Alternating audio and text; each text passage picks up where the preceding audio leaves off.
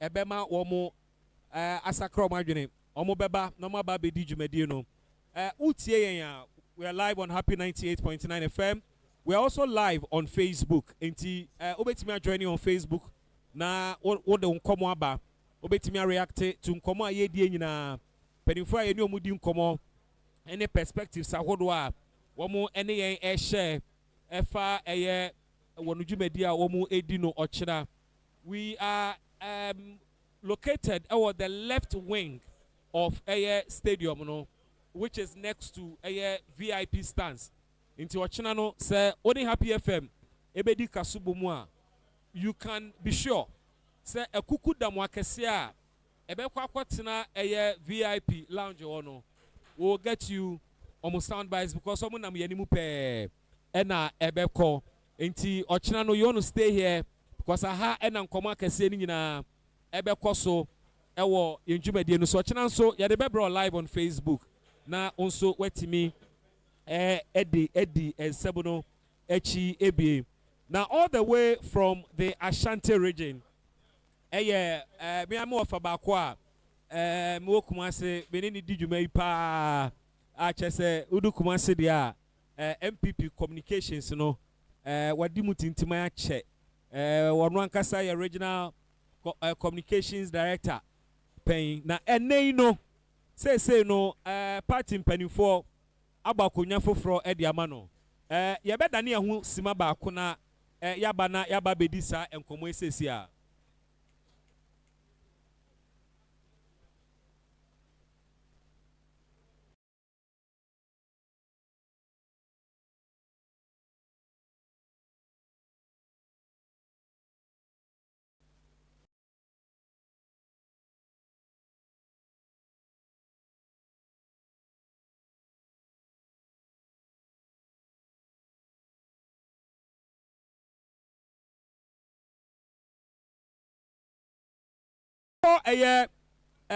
openia oda in fact only the national coordinator Emma Persons with Disability Desk the New Patriotic Party headquarters ye nyina ye friend wofa kwasi chei aginedwa samre mene onu nso bedi nkomo afa ochina conference ya the New Patriotic Party ba beye University of Ghana Sports Stadium ofa kwasi chei mo akwaba to the capital. That's it. Now, Obe or say Krumboko or say Krumboko or say Krumboko de Bia. Oh, say Krumya Shida. Maybe I ordered the I think of course Adama. That's right. Now, Ashanti region, Mahumba towards Ochina is saying, oh, Miss Mudana at the crowd. It is a Cassa crown, make me a Cassabia Omabidu. Omedu and so I may be no Sunam Quanso. Constituency be eba. To me, did he say, Omukusu, almost Simon Papa. Okay. Me did he say, by a memu kakrana na dodo na babedu nti aya hobwa kese pa aya ba yeso ye ba beka wona dwumade no akoso na moya hobwa na mebusa national youth organizer say enura na ye tete say ye obi akọ court from the party say what injunction koto ochina conference so wonte dabi obi wonte dabi na se me as a party penny bi aso until you dabi na wana ye obi antimi mo ni nchira wana amini me da se me ni obi me pese me obi kra hambo na eti assembly ani o so long as am ye concerned there ye nyina ya ba omo free diaspora na ade nyina me ne ye nuanom be Germany for na ade kra me ne binum jafom a ye di nkomo sisi a eti metimi akase ye kunso dendende ye adwuma no na ose upeso hu obi kro no enyame enka ne me ehia ka me bo nipa ni dia kro enyame enka madwuma ho tese mati na mo mpa bua na o da nipa me nim se me afi no maba me see from na mo be frɛ me wo nuan e friend say producer Josepha se pa na be frɛ me say mo transit memra eti no me dey say akra afi no madu town na me ba be hwɛ bibia. Let's go offer me call lunch crown or Jananum and Mukasa. I know that it is. It is obey show now. Say, it will be a bonfire. I have also so. Politicians, politicians who ban no. Moke canning enough fries and you. I don't know how me know. As will be anything. I think I say because will be anya. And the one can say memanya okaho. David. And the other now catch politicians. Sir, David. Majority perception. I be a perception judgment. Perception they say a fine judgment. The young politicians in politics, perception is as good as it is. real. It is. But perception is not also fact. What I say, when you run it in the day, also to me make a difference in the out. When you go Bantima constituency, Cadbury member, or no, no, they are semi court or demo conference court. And coming from Ashanti region, me busa say. In fact, minimum. Debbie. Minimum. My constituency communication officer for 8 years. My son be Ashanti regional director 8 years, 16 years. And I was saying about for 2 years. Almost about 20 years. Before so I know Mr. Womb. It's about continuous 24 years there. Me wo party no. Eti minimum. Minimum be a fence. But you may not know him, but or a Cadbury member, original side to me so court. Mukuta card bebe o. It is 6 million people there, to be honest with you. Because the men who they are not being fair with me. Minimum. But they say what in the day or no the party na court no reaction ya that. Minimum. Now be am for party in court na. Or no the party a court. Sa na mama mi musa mpanyimfo no. Sa. Wa me dey mean to me nya no. Minim bibia. Me need the slightest idea. Me need the slightest idea. E me kan kakra. Na me dey there. O say mo constitution no. Me na some no there. O mpeti. Okay. Senya ubaka there. O say per the constitution of the NPP. In every year. Yeah. At least. Yeah. 4 weeks prior to the National Annual Delegates Conference. There shall be a regional annual delegates conference organized by the party in every region. The Constitution further provides that the National Annual Delegates Conference shall meet once every year, at least 4 weeks after the last of the regional annual delegates conference. Constitution party in so. Oyedmo headquarters. Oyedmo regional office. Oye party ba. Oyedmo. As a number way back, officers na young wajuma. Communicate because na be free national, na about region, na constituency, na be about a form. Me busa wo say the be me hu se bia or party hurricane na bia wo hu se bibi o ho enko yi a.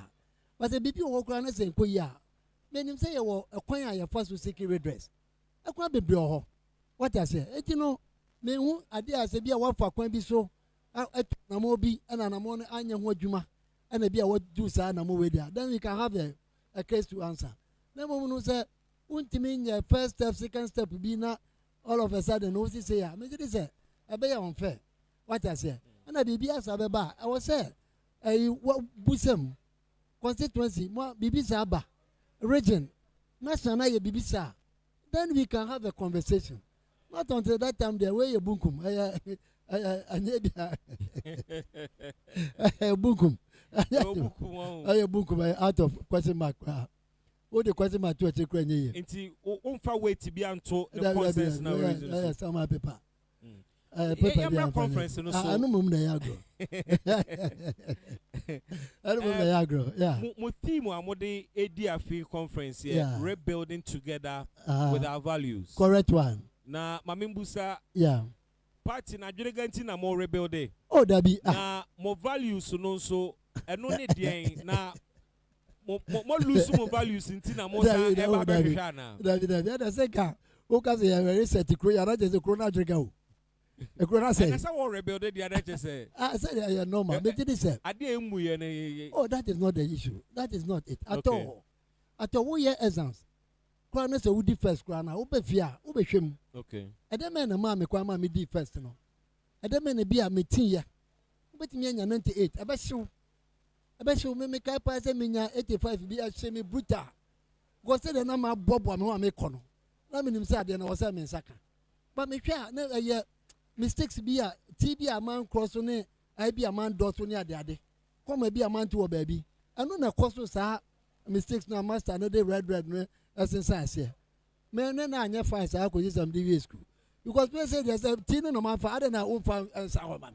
Once you teen akola, what did I make an say? It no make it is and just say be a baby I say. But obia or ye nipe piano, no matter where you go. We will be a Ubo Brano, when you scacra said there, what me bowachi, no if you are baby shim. No ma ben am ye ya etimiko ye mame. A deben am see mo me ye no enko ye. Come and me first one me yamana ko ye. And I be ho ma ya. I was a mishemu kena no matimi aye. It me did this sa adwene no and a war party penny for timo. Ya this answer say we nyina beto. Ah ya de ba aba beboa.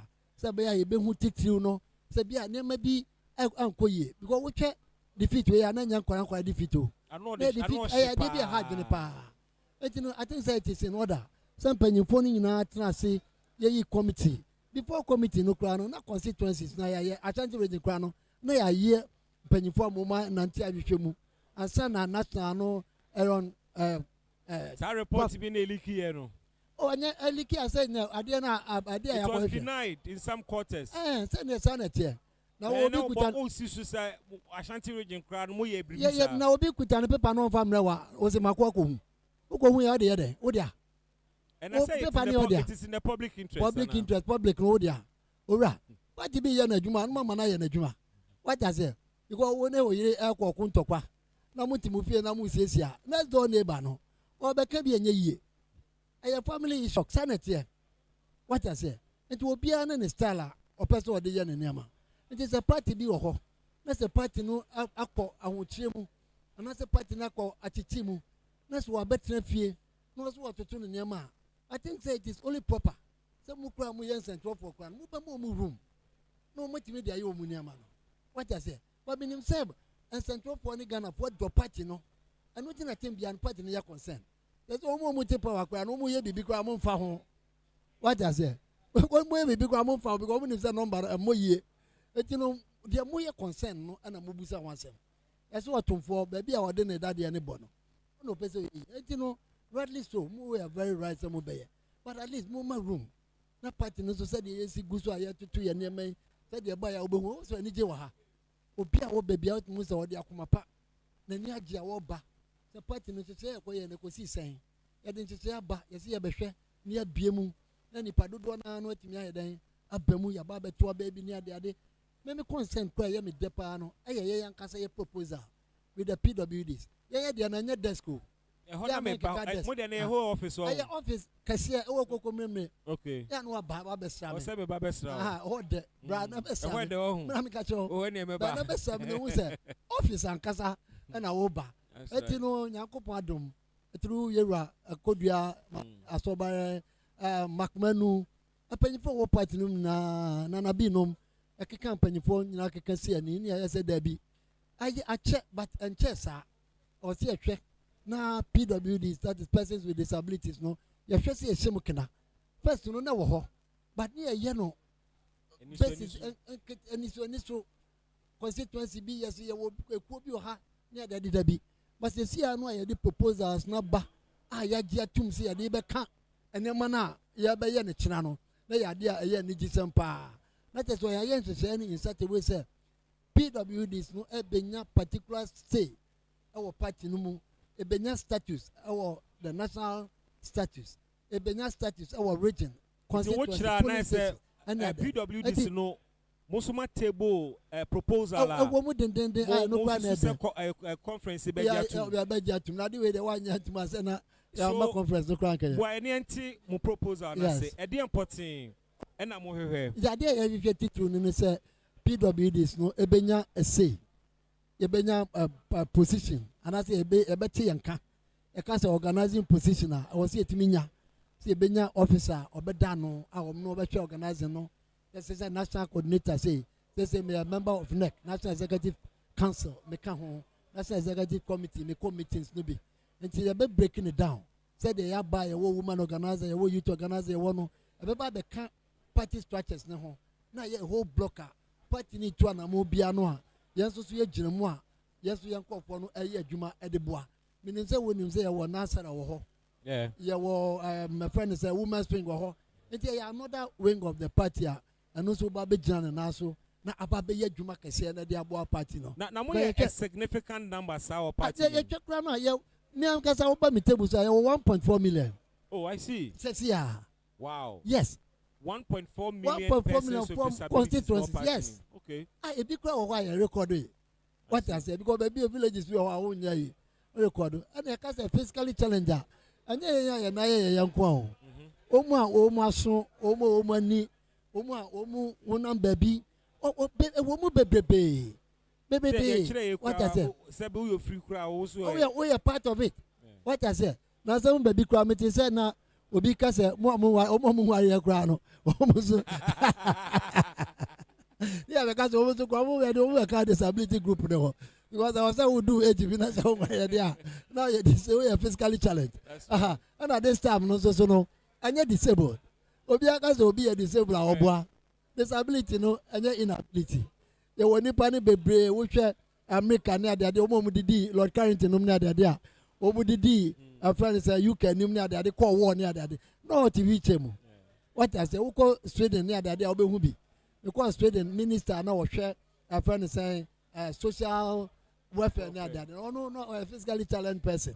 What I say, Oko US states no be na some one of the states and so far no.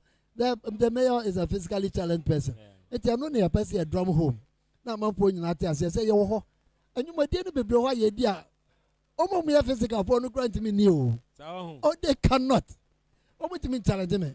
Aba adwuma am me adwuma me fashion design me one be to challenge me me da obi o mutimi ma ese mo na mo fa atuma no table so obi atimi ma what am can I say enti your ability not to work ye wa hoode na de be ye adwuma ye betimi aye se na bia ahoode a ye de be kwa ko ye yoyo mo me enko demonstration mo me atwa park ho ni ada me ntimi nya bi what am can I say. Wow. As soon as I for crano, tell me lift up before you have me the buy. And I be basoha. Nothing I can say yes, Ania. Oh, the baba soha, me did say, Mubaka could do a form of about 3 days, Granam Yamidri. It is an identity. But so will be a brebre pana or pajama de me sit table as well. And come be a person, let me be. It will be a one idea and I go on so the amano. Let I didn't yet canning and say, the PWD is no. Must be an integral part of the system. Now I am there. Since I tell me, yes, I know, and then tutu anamwa, ya meetings near the bunny a call, Madame Asoba Radishano, Cassia Papa. I mean, tell you what could ya Nana B. Mac Manu, me Jamai. Said the D won't come out, Ninano, and Penny Port is excellency, Nanado Dako Kufado, this time we see so. Said the no crown, I check, Mummy and Fangramu. Dr. Baumiano me say oh mama dwumade no nya dan enkoso aye nyina so no ye chase a ye bo modern say ye titu ho ana mo enti no metimi akase so far so good enti no amendment na de a ye ba be ye no ye integral part kese pa me gidi say ochina no panyifo abeba nyina ba gi atum na fe officially no etimi aba be ye adwuma 3,000 plus proposals and constitutional and legal affairs for netimi are summarizing into about 57 exactly proposals. Yeah. Apart from what would the now direct and particular interest, yeah. You know, which other proposal now also say also here ni mu say conference by jatum. Oh, me did say the NPP is say almost so inform can delegates no ho ni ade nyina. Oh, any bad. Oh say any mo we nyane abusa say wo mu de buy na.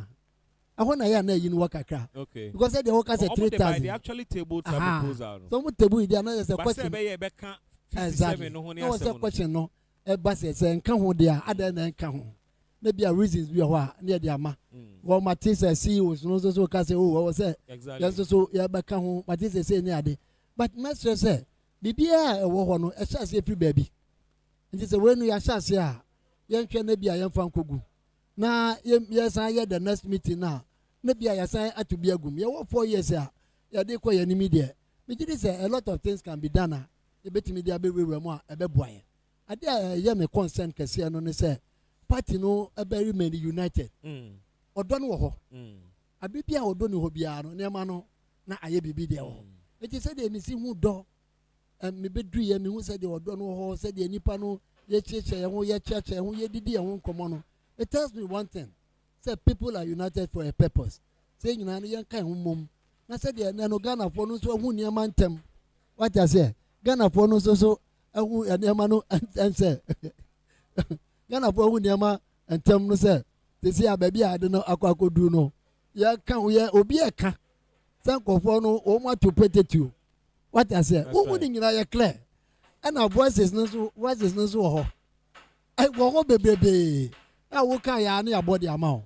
Okay, I know body amount. What I say? And I cathedral ye disca. Kopako via. Oh, your mad lot and thought. After your kobaya. Asemi ya intro. What I say? And look at yourself. And conforming some more Kayano. Then fa. And Kodana Diano. Ya de Beko Comati Tafono. No more Quaconoa. Oma Kota Belima. Oma Kota Banku. Hey. Yes, I come up faster. It tells you something. Say, maybe Uncle Phoebe the Kaya did that, you know. Ghana phoning in our day, woman, Basso, especially LGBTQ. And a tumutumu, and a tumutumu, and I go this say. Marco Namo Famos Uncle Zizwa, Botobojo, Adia Babo Peo. Was obeying you now. You know, obey Shia. Yes, Botobojo dear, Babuchi, but I never knew Botobojo and I'll be Pimu. What can say? The Edawa come as soon as a party never united. Yeah. What are the points of disunity, disagreement? At the end of the day, some Papa Munaba and NPP share in Kabum den. Oh, in Kabum, my media, my personal media, I'm with a view, sir. Baby Bia, Mammy repeat way. Baby Bia, Ubenya Nipa over 6 million.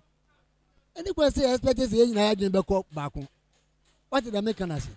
No man know what they be at work. I say, the moment you all think alike, it means somebody is not thinking. What's the difference is Viba? And within a negative, no positive way is the piano, a Cassie and the other Dijaba.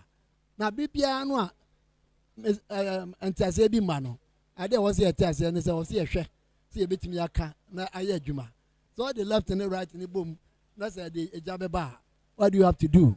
I there was all and said with me separately.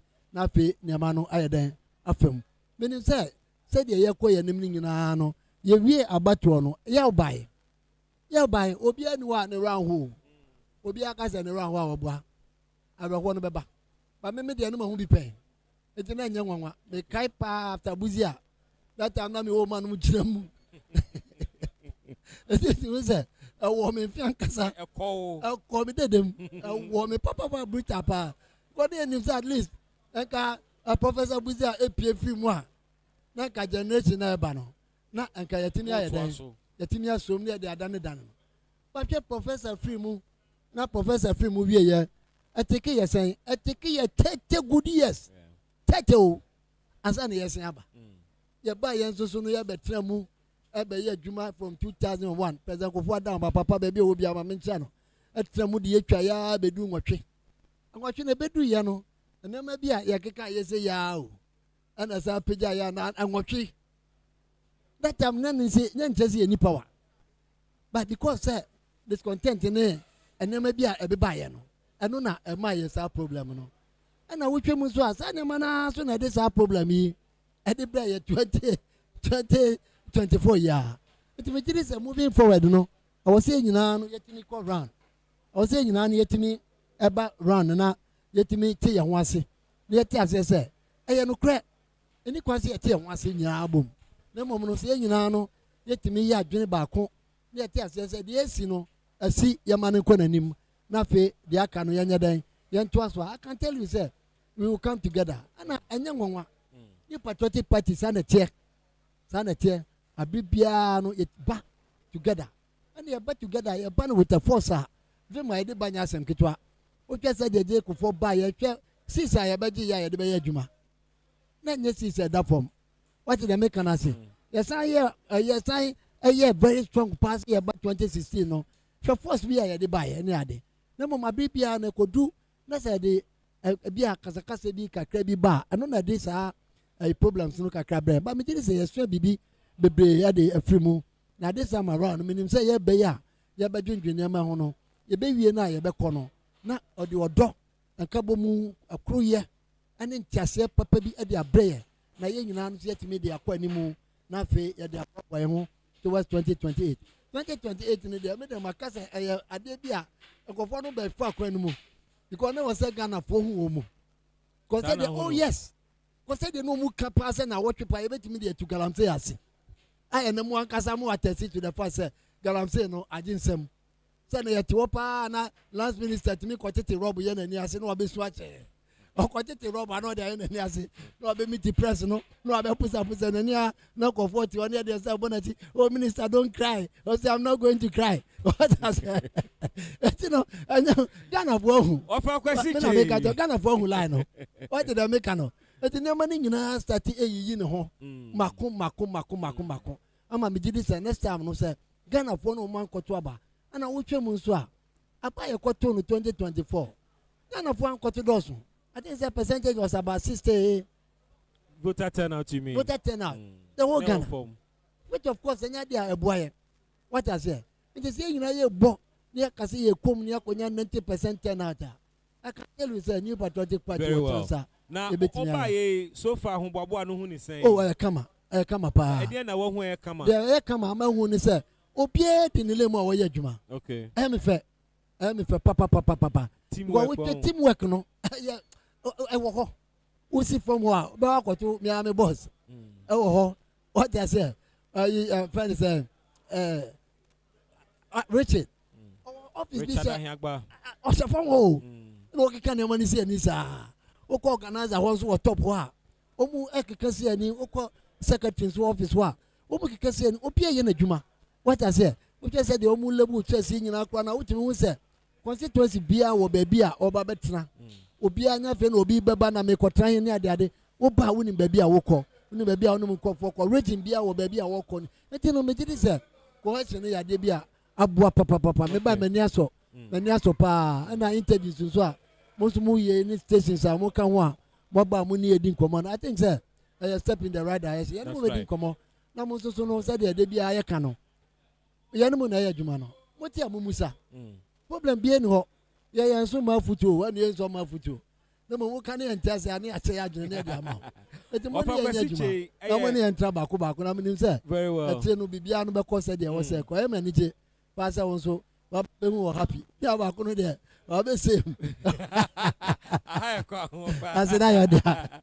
Now, offer question chain waiting in Kano or former Ashanti Regional Communications Director Emma NPP Amanyoko say Onone National Coordinator Emma Persons with Disability Office Ewo NPP Regional Office Greater Accra Regional Office Ewo Kokomlimble.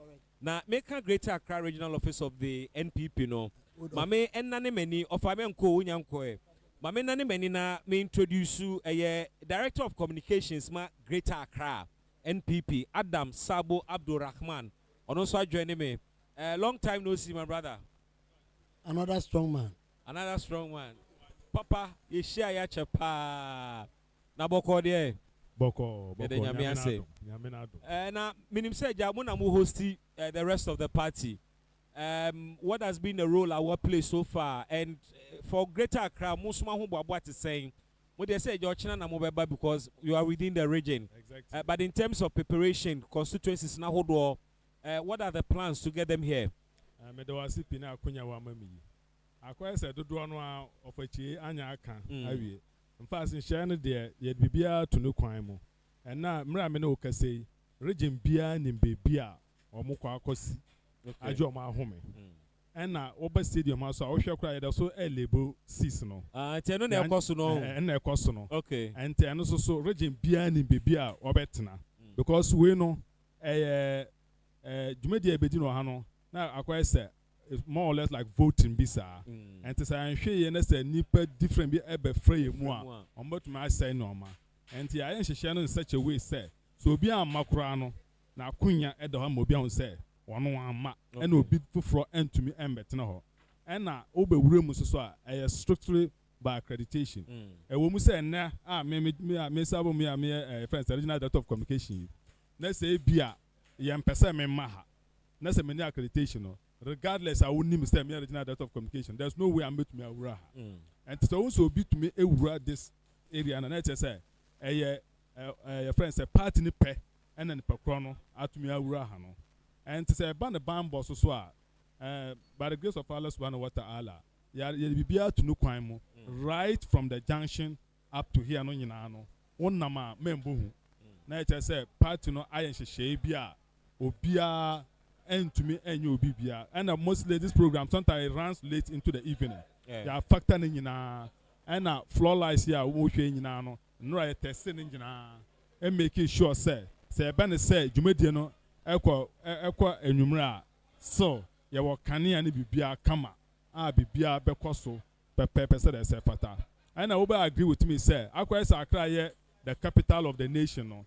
And most of the things no I easy most of the regions no. Because most of the regions no do na for Accra. So transportation too is easier. Okay. But then because most of them are already here. And to more bonus so but most often than not no it is some call back no and sometimes any issues ever. Then you know factor based on past experience. Yeah, sometimes issues been sad but when they about to. Yeah, well, I quite say be more one one party person and one delegate. But them so anymore for chi, only so for chi be bano. Ono so I said that already one I just saw Kumasi. And to I said in the normal bar and it be bia and to time or more ya humbo so ombe kono no so akotwa ne bass ni bi. And most of them are creative. David Oba and sometimes I question a party in Omu say one come on to me and free bass no more. Now Kofa Hobiaba. Then I factor those things I'm making sure say, especially around this time I feel now and I wish a team so we are trying to build together. And then of course go back to our roots to make sure the values that we build the party on will resuscitate the values and make sure that we work on the values. Are the values dead? Have you the values are not dead. Definitely. After the values, they are not dead. But the point is that nipa bia anything that you malam so no so for no.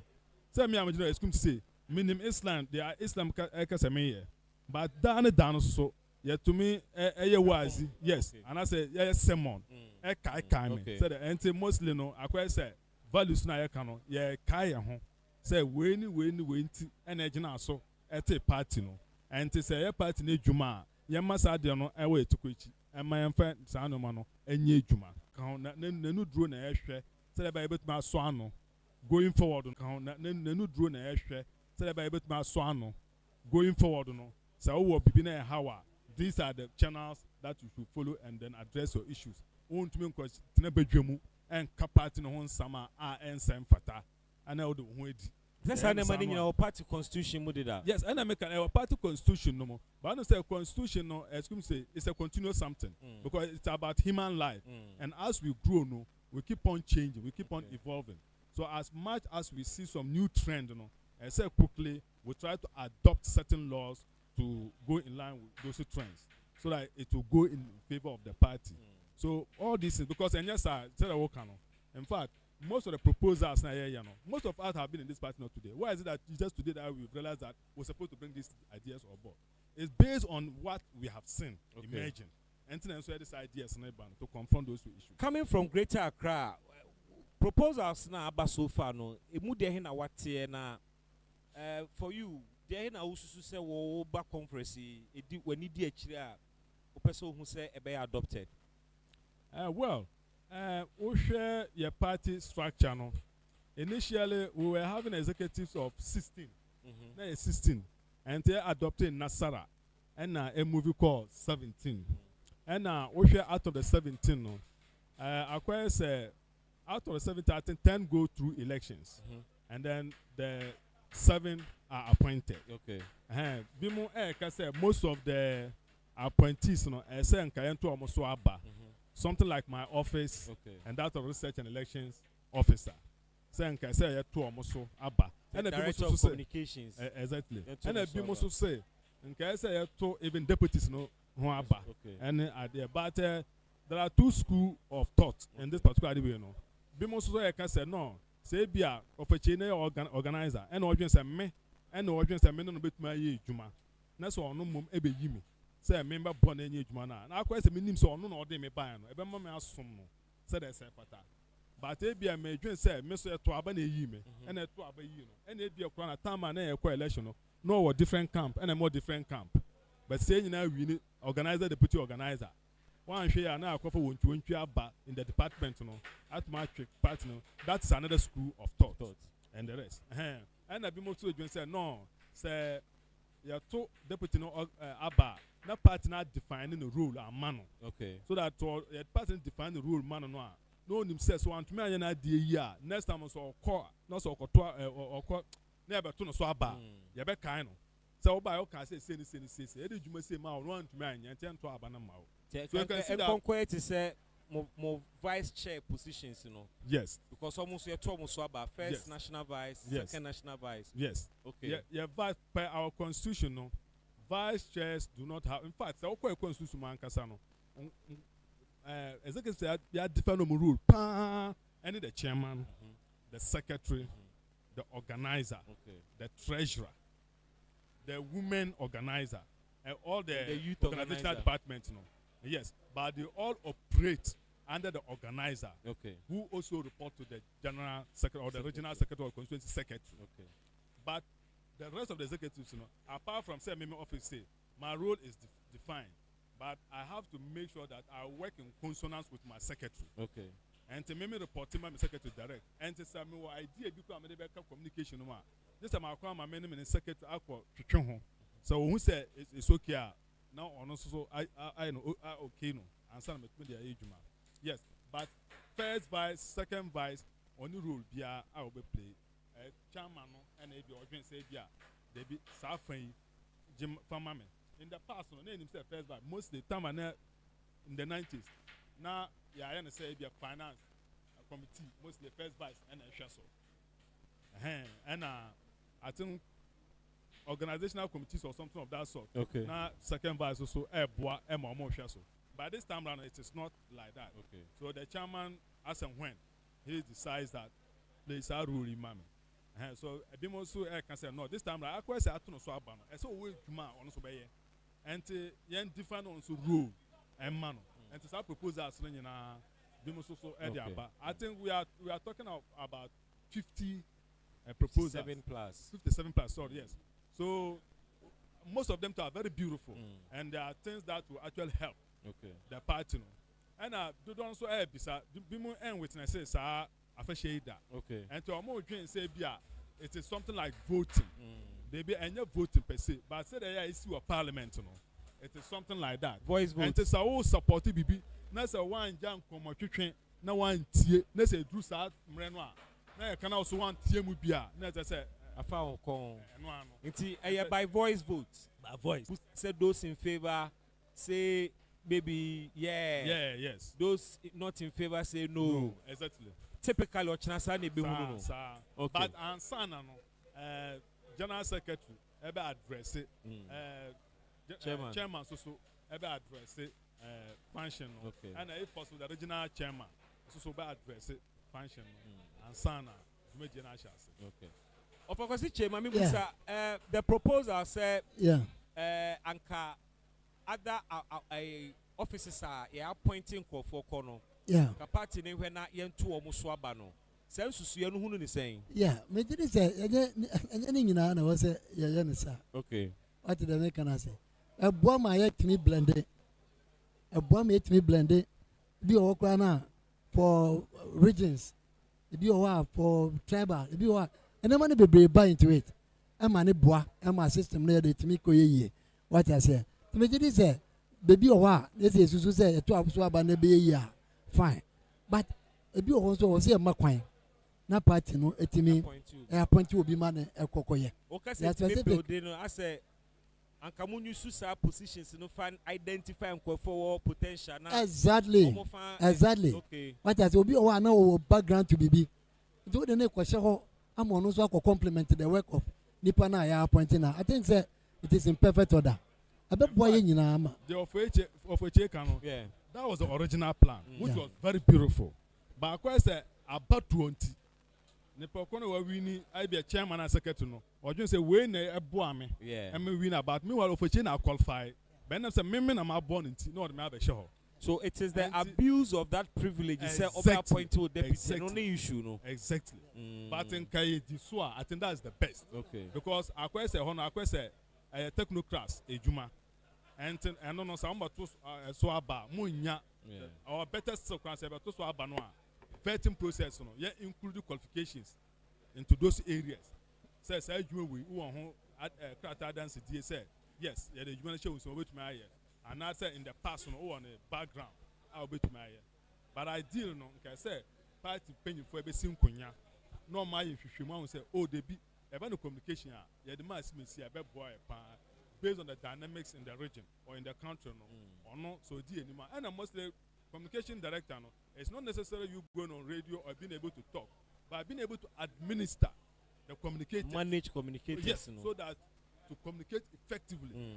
And to in the past, I used to come on air a lot. Yes. But recent time, you don't see me on air, yes, because I need to be on at the background to manage activities and also to try to chaperone some of the new communicators, you know. I'm also at me up to the game. Yeah. But then me who ni entia me who watch it me show bo me ba sabe abetwon ama wasa be sia guru ni mu den. Mami call communication when I am the pass already sad no. That's right.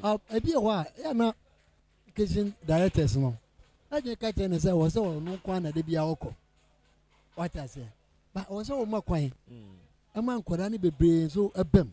And they say do real kete we say but unya potential sa omu ya stronger omu betimi abo agro na mawa de be nya kese pa ne say we be so mu na ya ma continuous workshops ama workshops na timi omu at least ya mfa no month bia no omu nya workshop ba ko a na bia happenings no etimi aye na members of parliament ne so omu kuta information ne so no omu make sure say bibia no information no abeto wo say kima o mbe pia de aba na ya kire wo mu ansa na wo makọ to me tiri say ho kakra no na wo say atwe ayi ne de me say me ma akọ what I say no akọ ye adwuma no me say atie sim ne banzo so a wa hu nim de ye dada ni na ne say de aba be gina wo na so do wo si na wo say na ma me hwe me tiri say e wo say nyina no ye hwe na ye boa more because there are a lot of people a wo mu de wo mu hia ne say who the man tools no fanko. Yeah.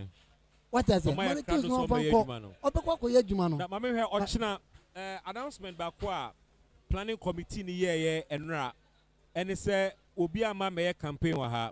Ye nyina enim say there is a flag bearer contest ahead.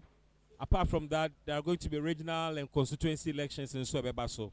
Inti nkofo position wo mo ho to more or less campaign. Party na announcement say obi ama campaign wa ha. How are you ensuring Sesade and Ebebaso now enkodane another campaign grounds deepening the acrimony within the party further? In this particular regard, the only difficulty is that you cannot stop whispering campaign. Okay. And there or Chewa or so I win may call for this and they want to me and prevent them. But nonetheless, Bibi to say Nepakro ata there and I say a poster and I say Abia the handkerchief be. And I said the scarf be. I mean anything I want a background message be and I said in phone physically. And the young mau and phone room ewaha. And now we are delegates so na say be somebody like me. Na say me to me the side be basano so after the programs so account. But nonetheless, the constituency officers and the rest of Mufu baby bano. They will make sure say either you come with something like this. Okay. Better so your plain clothes like this. And then but say be over na say one of the contestants then the picture people and I say wow picture cra neighbor so those kind of things on there. Yeah manage company. But be we share the former president at there either President Kufuor or Nana. Say former they said Dr. Bamian so former vice president. Now Oko share 2024 Oko share 2024 or contesting the account. Now, Oko share say party T-shirt. 2024, not Dr. Bamiedi. Okay.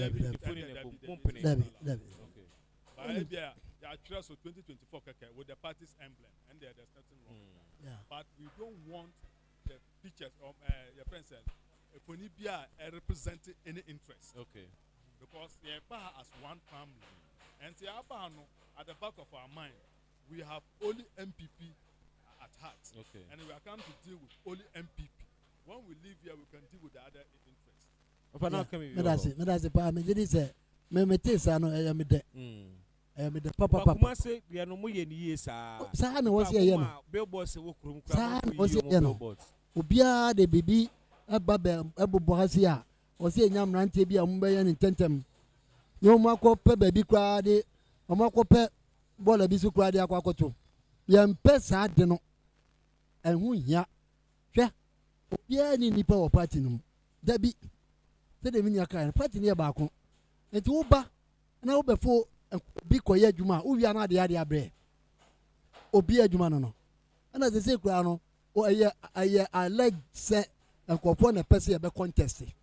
Ye mie kata bia mo bia amafo na yesusu aspirant sana ye kan me ba or ye aspirant or aspire you can put them here hopefuls because it hopeful bi o kwa na be do say tam ne be so kra no o hopeful bia bio o be hopeful bio etino na o ba be o de be ye den etimi de mesre me de ma no be ka menua director so de na wo ka no say e be say obi bia this is not a time for play.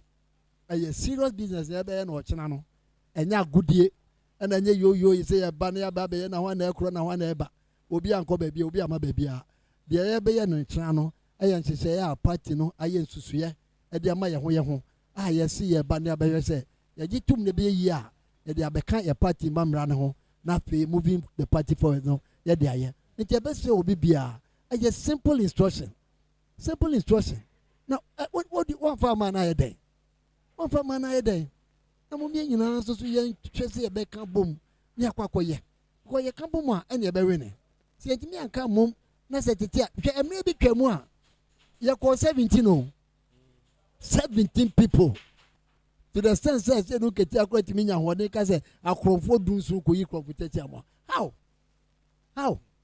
ana ba sa so ne utimi se party ne ye party bia omo pese obi agba from. So it brings me back to the question of more values. Yes. These are values what's the party. Yeah. And then over the way I'm communicating. Yeah. Obeka say reflecting the true tradition of NPP. Yeah. The way I'm more exhibiting more politics. Yeah. Number that this generation of NPP for ususu say in tandem with the core values of the NPP. Yeah, it does. Sabo. Okay, I like it. Yes. In fact, why you're right. That is the reason why your man is Dino. Because who say acquire say foreign culture be by a party.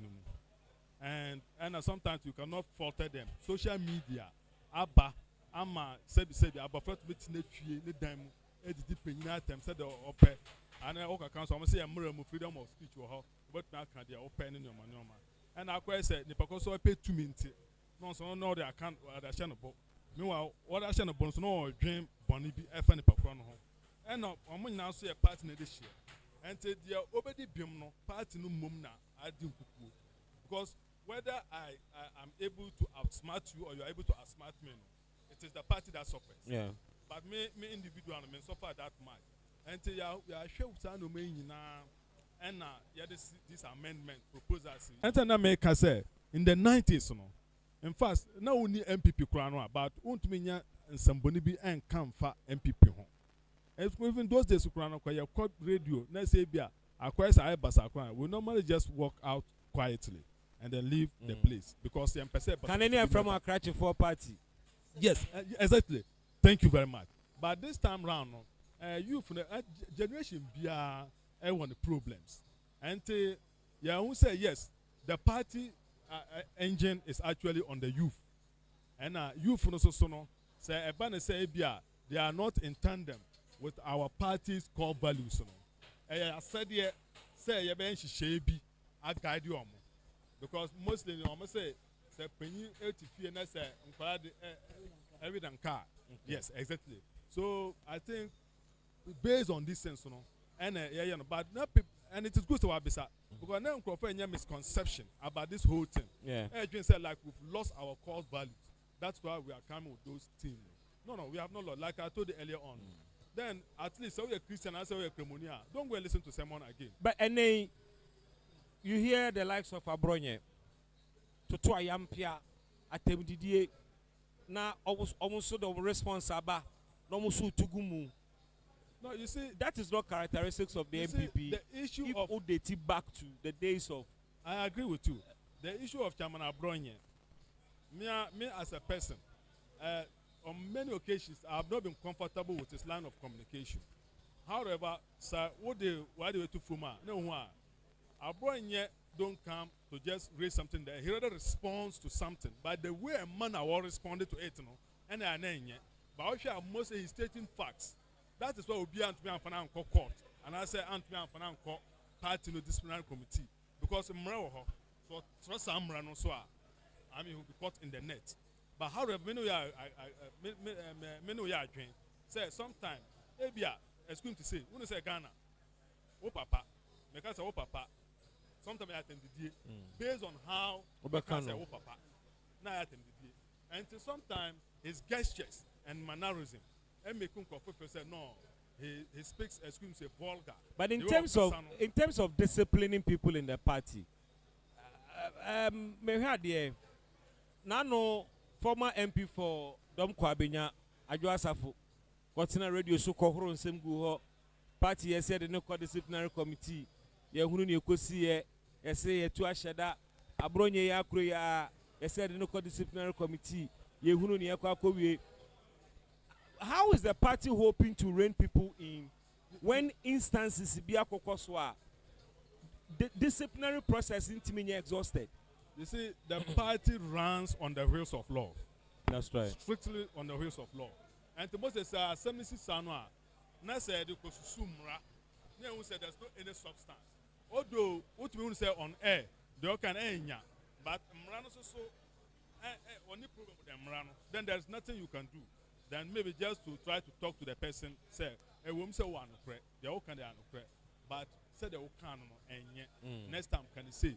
And I just support that it's not like no or to me party no, but party no who say like no one need issues, issues. Said yet and even besides it was an invitation. No, it was not like sermon. It was an invitation. An invitation also who named the entire invite to. You are the one who is rather perceiving. Say dear Saint invite me. Maybe on choir different assembly and come but that they are always stepping on the law. No? And they are definitely running a bit. And me crano, the party member to be taken on. Party man me say, me interpretation say. I just of course can't say no. And from Rakwan so and say a percent party in but they are not what so canon. You can see that it was more or less like self-defense. And he or no one far and can't tell but no account between her and the party. And I said also and I said also a lawyer. So before no Quran Bekasano was suye and son or Bekasai. But later on one case so as a Pennyfo cassette channel, M on Kasa since that time up to now, the antenna and Kabu. But Chamabro and Pennyfo and the Kasa. Although they all can be frank with you. Most of the case, Mamma can most somehow can do one I am in a yard. It's just that taste, you know, and I say, okay. Agrona no. Sunny dear agro. Sana agro tie. Lokre nya me ade ba ko. Yeah, let mama fa wa fi the cases we more party na baso pa. Eye Patriotic Institute. Okay, school na mo bi no. Yes. Me jiri se baby a ye betimi agina so. Na yetimi de ye adwuma no. Na me pa bo eni se Nyankopon be adom. Na yes say no. The best baby. Now, as we go on, no, the team satellite offices, we were regions, no more. What I said, Mr. Institute, no, I am there. No more paying for bus, quite more fast to general crown, side away ban, and idea, me manage home pa. Government pay updating almost every time. We say me who the echo, there be free wire, send or buy a demon and to the buyer. You a bit boy. Now, famous sense to see Yaku Nimuno, see it me yet.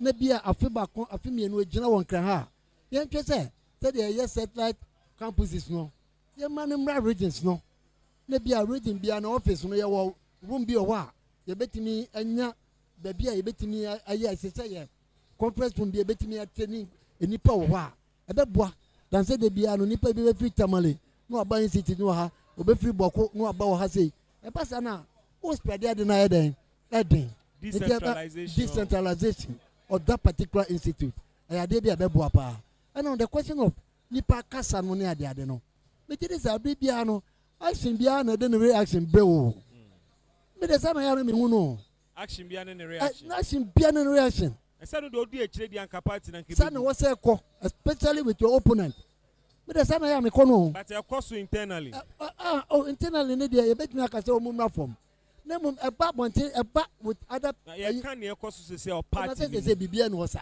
o sa bibia no ye na yam pia to e cost we o say ayam pia to e cost we o ayam pia to no de ne say ana me di ka to say ba bia ba nu abasa hye bia no na me ho sa na tie babu no crack wo benya problems after problems there ebi no go so hwe bi na so bo na mo say etimi tu ye bo ase say be ya enko affect the party no well ade bia be affect the party no ya akasa na affect ye timi de ya na me say ya de ba ko pe say kofo no de wo no mu hia na say wo mu kagum dia me say wo ye communicator menye ja ho because language wo mu ti ase no eno no Martina wo kasa wo mmia wa no a how then do you distinguish yourself because like, smoking no NPP no core values be yeah NPP no character be yeah na say mu kwa bontine na mu be kwa responding in equal measure dabi so be asi gata mu a dabi utie dabi how do you meba okay how do you draw the line between your party's core values yeah any ni offer say wo opponent be yeah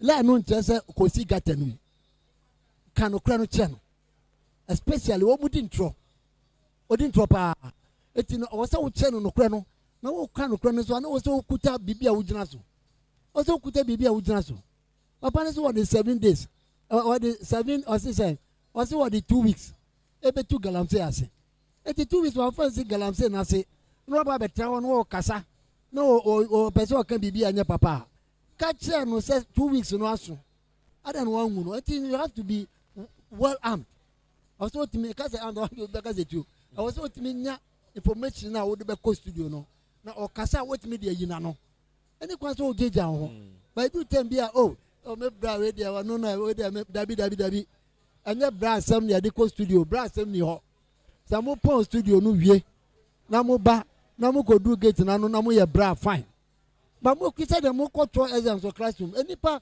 ebietie me ba wa de bia na meka me se me ba studio wa wote wono me mfa ho anya wunti na me ba ye because me hwe monitor ne so na mo se nipa 2-3 million etia me ne nipa 3 million no na edi nkomo et wo de no de outside the question mark what the make can say etia bibia no I was say wo ko studio no wo ye well prepared na me kicho say bibia wo kwa koka no ade bia ewo wo nyina so a wo de wo nkoka bagana no the moment a wo beka wasem no na obi fi say wo yedwa what I say wo ka wo moment a wo be express wo yes wo yedwa anya sa na tie anya dwa kan wadwene chia no no hu sade na wo ka no no kre no no ti no kre no a wo mu wa bonte ne chia anu na beboa na mo ne keka na bia wo wie na obeso oye buga bi won chen a say no de na at least say boy aye boy say refugee nam edu tembi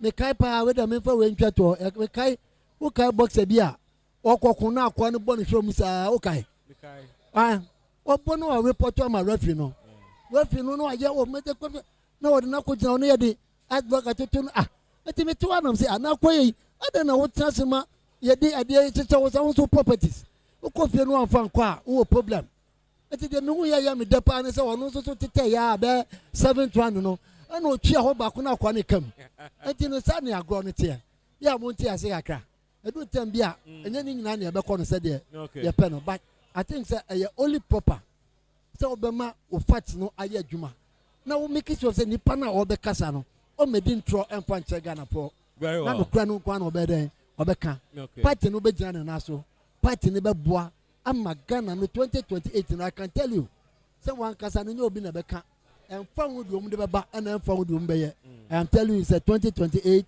is a victory for the new patriotic party. I can assure you on that. Very well. Let me go back to the Greater Accra Director of Communications, NPP. Sabona, ochina wo expectations ebe kwa na wiye no ade na wo hope say party no be achieve. In fact, ochina the mention my expectation is say dodo no abaha a bit the solution. Omodwen say na de na da omakoma so omonsan antumi anka. Ana bimo so aba no so hope say eni omumu. Ba mo gidie pan say ye be ye dwumade ne kwa akosi ewie no. Ye be go back to our origins no. Some kind of rekindle hope. Any energy ebe ba bi ankrofo ye chitafo echi any your members ama mo de akọ mo various region akọ ase ye dwuma said as fata ana me wogidie pan say wo hwe a party na ankasa na ewo in election year because very soon you be call for your friends at a presidential primary somewhere 1st January and then you be call for police station elections and other things. So around this time, they ought to say we are conducting ho ye and we are kind of so about contributing for the forward march of the party. So it is difficult said around this time no ultimately recorded bad incidents and it is mostly after people have taken positions and feel that they have right over certain things and mostly and this particular friends and conference address all those issues. Okay. And it's office, let's say secretary. We share a constitution, it is only the secretary that the constitution has given an opportunity to be paid on monthly basis. Okay. But apart from the secretary, no officer is paid on monthly basis. But however, other officers, many people have made what they call it. They have come with their suggestions. Say. And organizer and then say team bia ono so na e field ho and nanti no then define ade way and ono be ya adwen so say and also propose amendments ni bi ho. Yes do do na even communication class because you can imagine the way we travel the length and breadth of the patch say I can propose amendments ni bi ho. Okay do do na ma church na nyina. Okay bi mo so can say research and elections officer say your person your proper elections I say on your fat budget. Because even by research and data collectors and one am be feeding communicators exactly and I am strategy so yes so all those things are things that we are trying to take into considerations. That's why I say after the whole conference party will be emerging much stronger and poised for 2028 elections. Okay and then GDA said if you do not make mistake and get the right caliber of flag bearer, there's nothing that will come between us and power come 2028. Very well. Again, I would DJ NPP for now. Yeah. Majority kaka mi beja party ma. Kaka mi beja party ma say you be say you be free her you be kono. Na e wo say bibia ye boko. Because bibia no ya na you say bad news sir. What I say?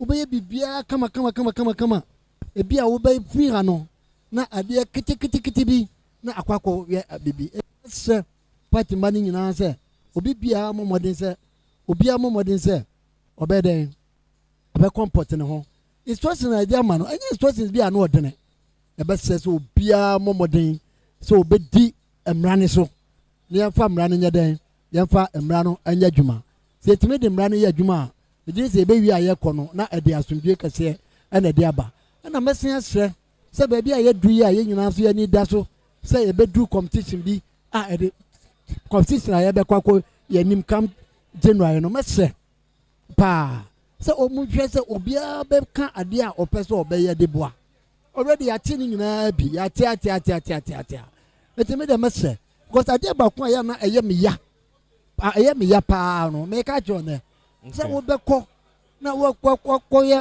program na eda wo be ko program pa wo be ko du ho na kofo yi nema bie na fe de mo de se bia ba be wo me se mo kofo no obi se na asma se akoka se o ti mo se pasa no a the pen bi ebro na wo kan ko left and say wo kan ko right eti me se obi bia e one party ana mistakes bia ye bi pa ye ho eti mo man repeat ye ho obi enu a obeka se eye mistake se ko support akwaziti anase ko na ko support adwiramansa obetimi aye but ye ni ye okay acrimony ni ade ni yempe bi yempese ehu bi na obi bia so wo ye leader a wonu wo ko no won tese se enipa bia ni wo ye odia very well ofa nipa ne ko ye wadwuma fa ya de breye as a party na party nya den otimi fa ko general election no na yenko na fa ko we ma me na obi bia se na yencha party mani na party panyifo na wo mo ye adwuma ne so no ye mo mabadu they done a wonderful job. Asante mani na so me che wo me da. Ofakwesi Chebedo as a former director of communications ma NPP ewo Ashanti region. Earlier you heard Alhaji Sabo Oye Greater Accra director of communications Emma the new patriotic party. Now I have just been told to say nipa na o call court no and they or the notice of discontinuation aba just asem no de call court seeking an injunction ewo Ochina conference no so no or the notice aba say on to asubiem and no any the latest information many watch summary of our notice of discontinuation about or say assemble the court no want to asubiem and no Mamen Kwajo Sefa Dankwa ho he is also right around here on the amount for so interactive na yenkoti enkomo bi Kwajo ede eba Kwajo ugina hi sambre na enkomo be na etimi afiri ho aba enkomo no de dɔɔso bebre no a menu sɛ ɛyɛ mpanyimfo ahodo no anene ɔmo yɛ ɔmo adwene sɛ ɔmo ba behyia mu ha ɛnya de a ɛnɛ ne yɛdi dwuma na nka sɛ ɛnɛ ɛyɛ arrival ɛnɛ yɛ arrival na the meeting ne sɛ ɛyɛ chairman general secretary of the new patriotic party owura Justin Kodua Frimpong wɔpiem ha na mamenka wo sɛ owura ɛyɛ Henry Akufujan ɛyɛ second vice chair for Trobu constituency wɔ ha mene ne di nkɔmmɔ baako mmienu mmiɛnsa na mmom mame mu nwura mu na mene ɛyɛ general secretary general adama wei deɛ we ɛyɛ mpofiri mu na general wei deɛ ahoboa te sɛ wadama bibi akoso kama bibi ayo kama wa ba wo hu sɛ bibi ada de din a yɛhyehyɛ no ma nyinaa deɛ ɛsɛ de sɛ ɔmo a yɛsɛ ɔmo ba nyinaa nyame do ma bedu asundwe mu na ɛkyina adwuma a yɛsɛ yɛ na etima yɛ na ewi a yɛde aseda ma nyame tomorrow is a very important day for the party na enim sɛ nyame na waka ho de abedu ɔbɛhwɛ ma bibi asɛ koye ne yɛ kama so we are all waiting for tomorrow. One more mobile, what should they look out for? Honorable. Say adwuma yɛ ba bɛyɛ simple bi anim constitutional amendment yɛ ba bɛyɛ nti yɛ ba sɛ de bɛyɛ no dodo na bɛka no ɛna de bɛyɛ adwuma nti yɛ de nim sɛ ebe wie no party no will remain stronger going to 2028 election. Honorable Mama say we taw ade a wo kodi ne dwuma nti yɛ wie ne sa no na yɛ mrai na yɛ ntoa yɛ nkɔmɔ no so ɛwɔ ha live on Happy 98.9 FM ote sɛ yɛne the general secretary of the new patriotic party yɛne no twetwe nkɔmɔ ɛwɔ hɔ ɛyɛ owura Justin Kodua Frimpong ɛna ate sɛ yɛne no twetwe nkɔmɔ ɛwɔ hɔ no na mame ɛmra hai na onim sɛ mpanyimfoɔ ne dɔɔso a na nkɔmɔ ne dɔɔso nkɔmɔ ne dɔɔso a na yɛne wɔn mu firi mpɛ so ahodoɔ so no yɛne ɔmo edi nkɔmɔ Greater Accra ɛna yɛwɔ yi na yɛwɔ Greater Accra yɛne owura Henry Akufo Jan ɔyɛ second vice chair ɛde ma ɛyɛ Trobu mpɛ so ano so Accra mami mo ha mo akwa aba meje oso apon boko de adumuro okure Trobu mpɛso aso ekoye de bibi ekoso boko ma ho boa mo ye ɛde aba nyame pa ɔkyena akosi sai o bibi adeda na kwan mu nyame ya adum a ɛkyena ya cha no nso ne fa de ne ye wa ha na dwumadie no ya behwe na de wo se ye boa na ne ma nyina akoyie no ya ba be de ho dwuma nti ahoboa de yeguso ɛde na mo hwa ne mu se besie se nyame pa wɔkyena mo bedi mudwuma ne nyina wie no de ye hwa ne mu kwan se ye bewie no na nhyehyeye ne nneɛma mpamfo di gu akwan mu nyina no ayɛ pɛpɛpɛ yo na abotoye mu aba na nipa nyina ate wo ho ase ade a ye hwa ne se party na amamra ene nhyehyeye a ye de bɔ ho bra ne nyina no ye de nyina begu akwan pɛpɛpɛ ne ahyehyɛ se be ya ye kɔ akansie ne ye wie a obi akoma bɛ den ɛbɛtɔ ne yam na ya fa ntoma pa afura na 2028 no yatimi apre e de aba aba mu eno an ye hwehwe e de nsatira na wo hwɛ sɛ mo betimi de aba ɛyɛ mo dwumadi a mo di nhyehyɛ mo ɛyɔ ɛne emra mo di ɛbɔ ɛyɛ party no bra no emra ne de ya hyehyɛ ne bebre yɛahyehyɛ no bebree egu ahodoɔ bebree meka sɛ metase ne maako a na ebi a mani akɔ akɔbɔ afa so na ebi a deɛ wɔm ne deɛ nim akɔ akɔ ne makɔ akɔka nti nyame yɛ adom a deɛ deɛ agu nkrataa so yɛbɛbisa amanfoɔ sɛ yɛgye tum a ne yɛagye atum yɛanyi ntum a ne yɛaka sɛ yɛanyi ntum nti ɛkyena deɛ mmara ne wɔ mpanyimfoɔ no ɔmo de bɛba na yɛsi gyinaeɛ ɛwɔ ho turobu mpɛ so ano so mowɔ biribi a mopɛ sɛ mmara a modi ɛbɔ party ho bra no munyaeɛ nka mbɛsesa no mmara ne deɛ yɛnyaeɛ a kansakra mu bebree wɔ hɔ a ɛwɔ sɛ yɛyɛ dɛn yɛyɛ sɛ mpanyimfoɔ ɛboaboa mmara no ano so obi amfa no adwenkyerɛ mmara yɛde bebree ayɛ dɛn aba nti nyame yɛ adom a ɛkyena yɛhwɛ no kwan sɛ mpanyimfoɔ bɛyi ato dwa ne yɛabɔbɔ ho na sɛ yɛbɛgye atom a yɛagye atom yɛanye ntom so a ne yɛanye antom party mpanyimfoɔ ɛde bɛto dwa sɛ ɛne no mobɛti kan akɔyi frankatufoɔ anaasɛ frankatuni ansa na makɔmpɛ so ahodoɔ so akɔto aba bebree no ano ɛna wɔn asɔre wɔn ka ho asɛm sɛ sɛdeɛ wɔn ɛyɛ noɔ no ɛnya adeɛ so ani bebree no ano ɛmpɛ sɛ saa no ɛbɛkɔ soɔ mo a mowɔ turubu mpɛ so aso sɛn na mogye noɔ mekasa ama me ame ho mpanyin si yɛwɔ nneɛma nyinaa ho kwan anaa atwerɛ no si yɛwɔ nneɛma nyinaa ho kwan nanso ɛnyɛ no nyinaa na yɛdɛn ɛfata yɛ yɛdɔn amanyɔkuo yɛwɔ mpanyinfoɔ yi deɛ gyinaeɛ bi wɔ hɔ a mpanyinfoɔ bɛsi na ɔmo si wie a ɔmo ba bɛkyerɛ fɔmfoɔ nti nyame yɛ adom a saa gyinaeɛ no a ɔmo sie no ɛkyena no fɔmfoɔ na ɛbɛkyerɛ sɛ yɛbɛgye atum anaasɛ yɛnye ntum ɛne deɛ amansan ne kubatan no nyinaa ɛna ɛbɛka ho asɛm wo a wo mu no deɛ wonhyɛ dansi gyinaeɛ sɛ yɛ o sɛ nyɛ o edu baabi wɔ hɔ a nsɛm kaeɛ no yɛwɔ ne nkaeɛ sɛ ɔte aseɛ ayɛ nipadɔm asɛm kan no mempɛ sɛ mɛsi gyinaeɛ bi ama nipadɔm bi anaasɛ mɛkyerɛ nipadɔm bi sɛ yɛnkɔ ha anaasɛ yɛnkɔ ha na me mu deɛ me nsusuɛ deɛ ɛwɔ me tim wonyaeɛ anka ɛyɛ ne sɛn menyaeɛ ankasaa saa sɛn sɛ saasaa no a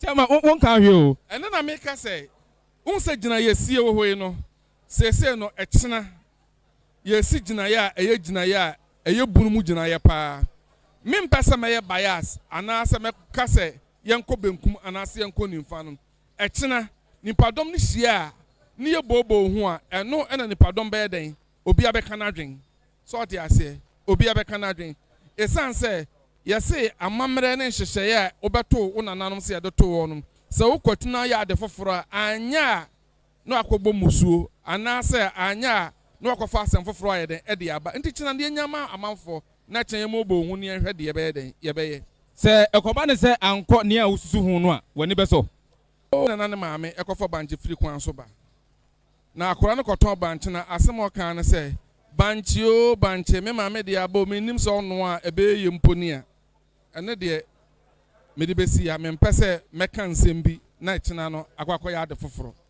bebree no a na ɛsusu sɛ party mpanyimfoɔ ɛtɔkɔ so ɛde gyinaeɛ sie a wɔmasie no ɛde dwuma a ahwɛ a ne nya nsunsuanso bɔne ɛwɔ party no so going into the 2028 ɛyɛ presidential and parliamentary elections mpanyin sɛ yɛduru amanfoɔ so a ne yɛaka yɛ anom ɛkyena gyina yɛsie no ɛyɛ bɛsɛpa ne kɔnyina hahan ɛwɔ sɛ yɛtena ase ne yɛtase ne yie ɛni kwan sɛ yɛtena ase ne yɛsi gyinaeɛ bi a akyire no ɛde ayɛmenwu no bɛyɛ den ɛbɛba anaasɛ ɛde nsɛm keka bɛyɛ den ɛbɛba nti mɛsrɛ mpanyimfoɔ sɛ ɛkyena no gyinaeɛ no a yɛsi no ɛwɔ sɛ yɛsi no yie ne yɛsi gyinaeɛ a ɛbɛma amanfoɔ nyinaa akoma bɛyɛ den ɛbɛtɔ mo yam na adeɛ baako a ɛwɔ sɛ yɛhu no sɛ NPP delegates your number memfa nsa the council of elders ne biribi aka a almost about 6,000 bɛyɛ mmisa sɛ so abɔntensofoɔ deɛ na ɔmo ka ɛsiane sɛ yɛyɛ saa nneɛma nyinaa wie a yɛde si abɔnten akɔkyɛ nipa 30 million nti gyinaeɛ no a yɛsi no ɛwɔ si ehu sɛ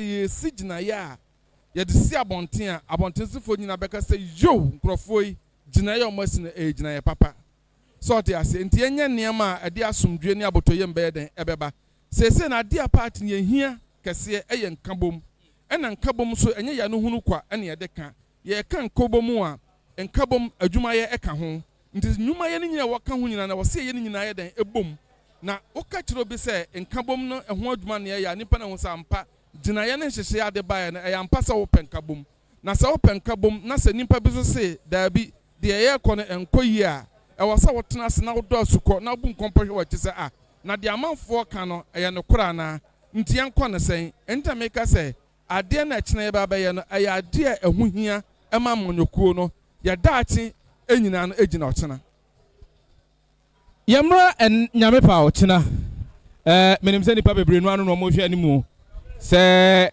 nhyehyɛ ahodoɔ adwenkyerɛ ahodoɔ a party ma ahodoɔ ɔmwɔ Ghana fana de bɛba no wɔn ɛbɛgye ato mu wɔ kasa no kasa ɛfa nkambo mu ho obi bɛbusa sɛ sɛdeɛ wɔka no yi deɛ adɛ party no nkambo mu nhyɛ da ni mu ana party no nkambo mu ɛwɔ hɔ nanso ahoma biara no sane na yɛ tenten bebree ba ɛbɔ apɔ nti saa apɔ nketenkete a ɛwɔ mu no nyinaa na wɔse ɛhwɛ ne yɛ da ne yɛsane sane sɛ yɛka nkambo mu asɛm ɛne nkyerɛ sɛ obi hu obi a anaasɛ obi ne obi wɔ asɛm na emom nkasaeɛ a yɛkasa nsɛm a yɛka ɛwɔ nsunsuansoɔ ɛsiane sɛ nimpa wɔnum asɛm ekuta tumi asɛm a bɛka ne nnɛ no a wɔfɔ sɛ deɛ woka ne nnɛ no ɛnam gyinaeɛ bi a pɛ sɛ wosi nti woka no ɛkyena saa asɛm bɛtwa n'ani aba abɛyɛ den aba abɛhwɛ wo ɛno nti na meka sɛ yɛbɔ pa a yɛmmɔ pa a ɛde abotɔyɛm bɛyɛ den ɛbɛba yɛmmɔ pa a ɛde pɔ no a ɛkyena bi no woka sesane a na nso akɔakɔyɛ den akɔakɔyɛ ade foforɔ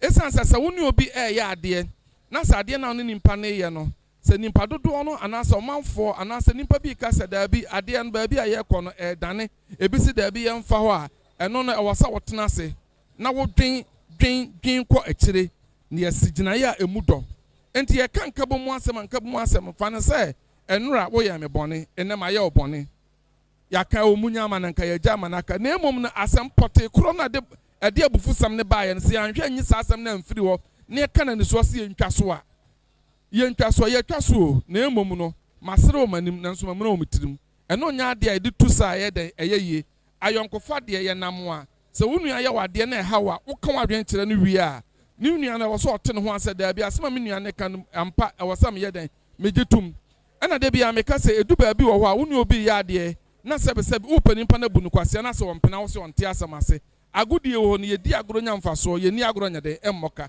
enti no ntawantawa sɛ popopopo deɛ ɛni hɔ na mmom yɛn ɛni kwan sɛ ɛtena so yɛnyɛ hwɛhan ɛmɛkɔduru saa ɛsiane sɛ ɛgya bɔɔla sogya ɛyɛ nofon deɛ wobɛhu asɛ anadwo ayɛ hom ɛni kwan sɛ ɛhwɛma no yɛ den ɛduru saa ɛno nti ne yɛwɔ mpanyin anintire ɛne animdifoɔ ɛwɔ amanyokuo no mu sɛ nsɛm ba a yɛhwɛ ne yɛtoatoɔ na ɛde asomdwoeɛ den ɛba nsɛm bebree wɔ hɔ a aba a ayɛ sɛ mpanyinfoɔ bi abu wɔn ani agu so ɔmo nka ho asɛm nanso yɛse Oma ana yɛsɛ wo mpena ba ɛsɛ wokyɛ na so wanya kokuduru anya mfiri nsɛm wɔ ne mmra ho so na wokyɛ no wayɛ den wasɛ no amanyɔkuo ne yɛ amanyɔkuo a amanfoɔ yɛ den ani gye ho nanso nkasaeɛ ne dede bebrebe ɛwɔ mu no ɛnɛ ne ɛkɔ no nipa bebree nyinya den ɛnyɛ ho deɛ mesrɛ ne sɛ obi ama n'akoma nyɛ den ɛmmra fam ne yɛn nyina yɛn toɔtoɔ adwen sɛ abusua koro baako ɛsiane sɛ ewiase mu a yɛwɔ no sɛ wofiri abusua mu na sɛ asɛm ba a yɛde ano na ɛka asɛm bia ne hɔ aba yɛde seka na yɛde aka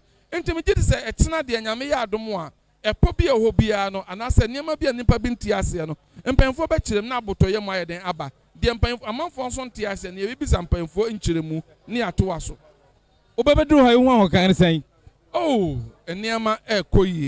nneɛma ɛkɔ yie na mpanyin se yɛpagya mpo enie region na sɛ wokɔ asante mantam a ɛyɛ wɔn mu boaboa dɔm ano ɛde ma NPP amanyokuo no wɔn ɛna wɔtɔ so mmienu ɛsɛ asante mantam mu deɛ ɛba anoboaboa adeɛ a owura atasapon ɛyɛ adeɛ a ɔde mu ntintima yie paa ɛgya mamu ɔhamu akɔ abanframa ɛpa ho adabɛn so yɛgya me nua na megye sɛ apɔn bɔkɔ deɛ nyame adom o na wo so akwantuo mu hyɛ aseɛ firi asante mantam mu aba bɛduru a na ɛte sɛn bɔkɔ koye nyame de aba bedu ɛdeɛ na mohwɛ anim o sɛ nyame pa a wɔkyena ɛbɛsie ɛwɔ dwumadi no aseɛ wada ama o de yɛhwɛ anim a ne sɛ nyame bɛyɛ yɛ adom na program no bɛkɔ so bɔkɔ ɛyɛ amendment ne ɛbɛyɛ ɛyɛ constitution ho adwuma ne ɛbɛyɛ ɛyɛ nkurɔfoɔ nsusuyɛ a mo fi sɛ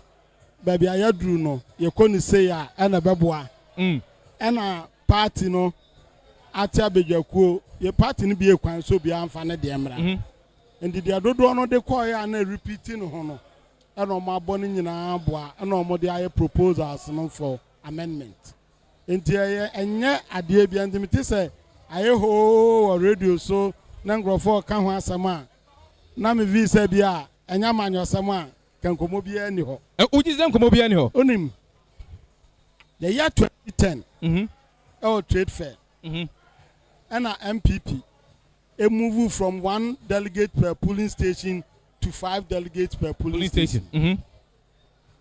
Sa amendment no and a war article 13 NPP constitution. Article 13 na and National Council at trigger and Tiabeto presidential elections no early no sabra na ewo no 2013. Not just that the decision is enshrined in the constitution of the Article 13 National Council and a Shebra yade to about a presidential candidate. Now maybe be a me who sent here my say the same day now we discuss it two agendas and the problem are there.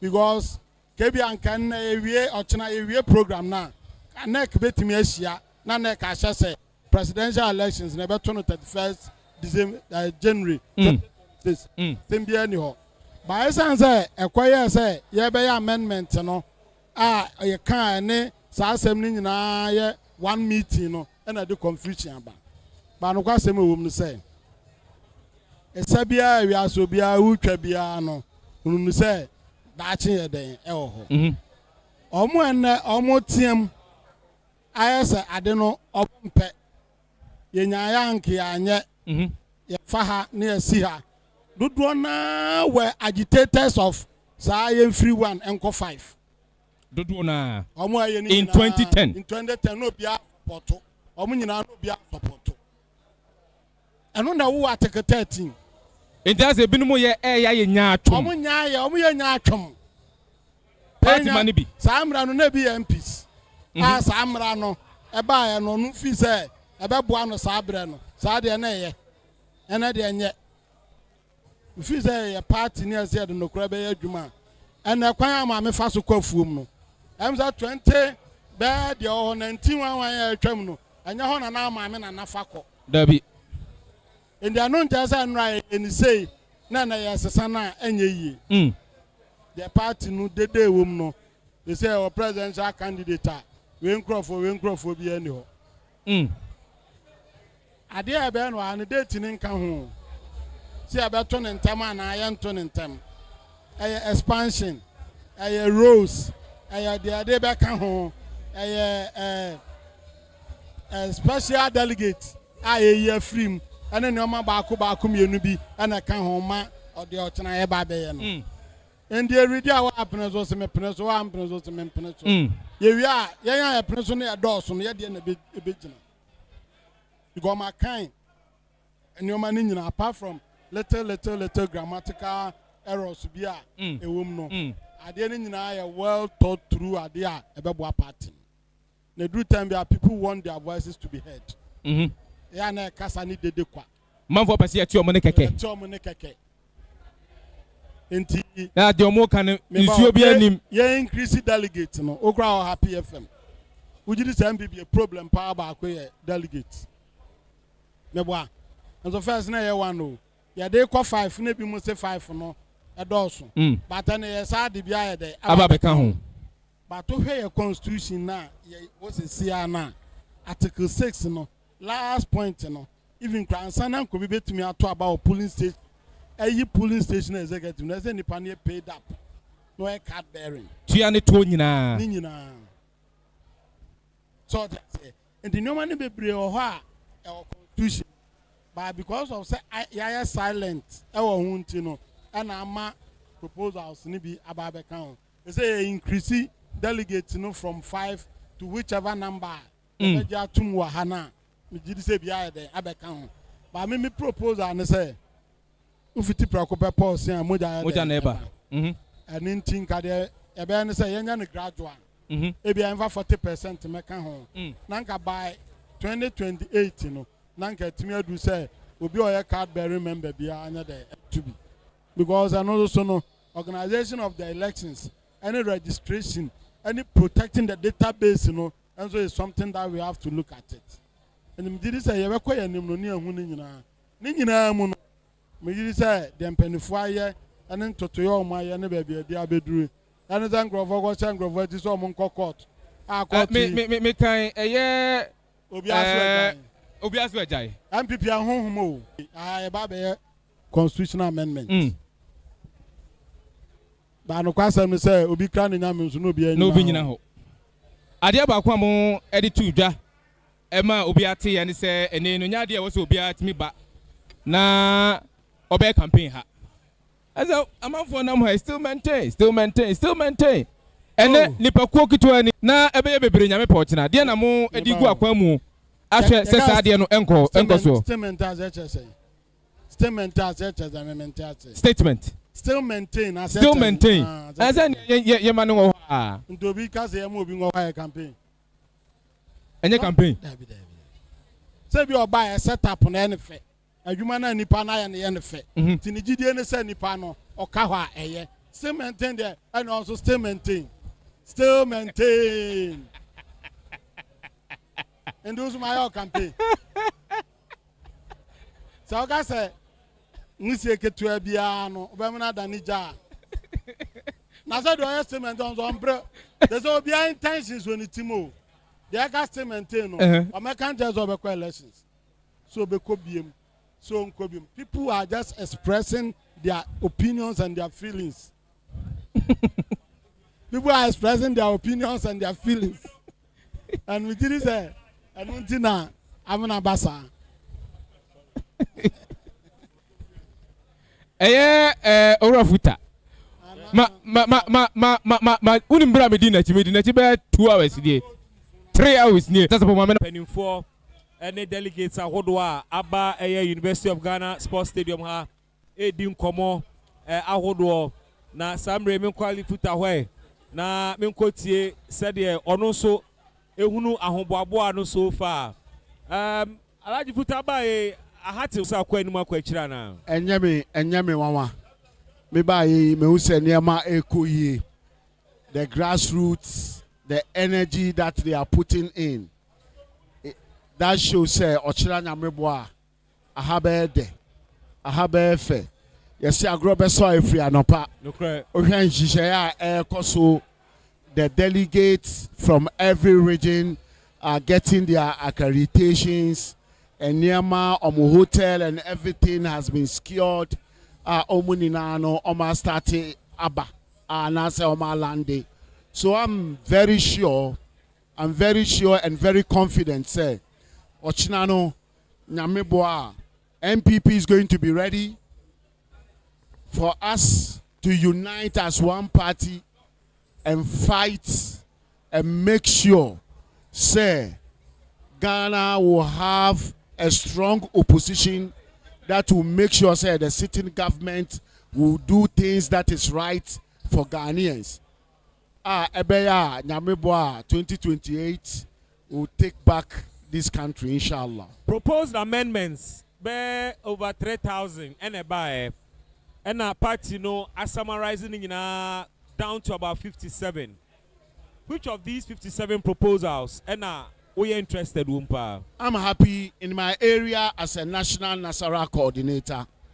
Mature proposal for amendment. Say the Nasara no, because ye friend Nasara coordinator no, but ohe your constitution mo when you list the wings, youths, women, organize women. And Nasara, by Omuninano, you're from organizers. But Edu Nasara no so a Nasara coordinator. So, Medlidi as a proposer to change it to organizer. Okay. Nyankopon Adumunti committee no ejitu. Okay. So as Ochina Mistress party ni na beji ni na tum, so that the Nasara wing will be strengthened and be strong. At the moment, a position to swaba. Yeah, position to swaba. Okay. But the me patron say because title no. Unse a Democrat me free organizers meeting. No mun free Nasara. Because who saw your coordinator? Yeah, who say we are coordinator. Enti me from na me no mo kasa say, oh, I'm just dealing with the organizers. Your government, you can get a state ministers. No mo kra mo yesa. So I think say and how the Nasara wing. So it's part of the thing that I'm very happy. Second is what our party like is leadership. Okay. My party need lucky leadership. Of course. In what areas? In the leading as a presidential candidate. Okay. I believe, sir. I mean the idea, sir. Sir party no. Etimi elected the flag bearer first. Because the flag bearer is the ultimate. Oh no. And as a party, no, etimi pushy for him to win an election. What am I say? But you starting polling station executives, constituency executives, regional executives, national executives, and sana flag bearer. It looks like the flag bearer own a certain people. Until we be mukrana, omuya de enye krana, on timinka, because they help him to emerge as a presidential candidate. But onono yatuna ba no better officer. And sana ya starting. But the reverse is equally true, sir. So what to about you flag bearer first? Ono so be influence the electoral process to get unknown Crawford to win both national, regional, and constituency elections. And what is wrong about that?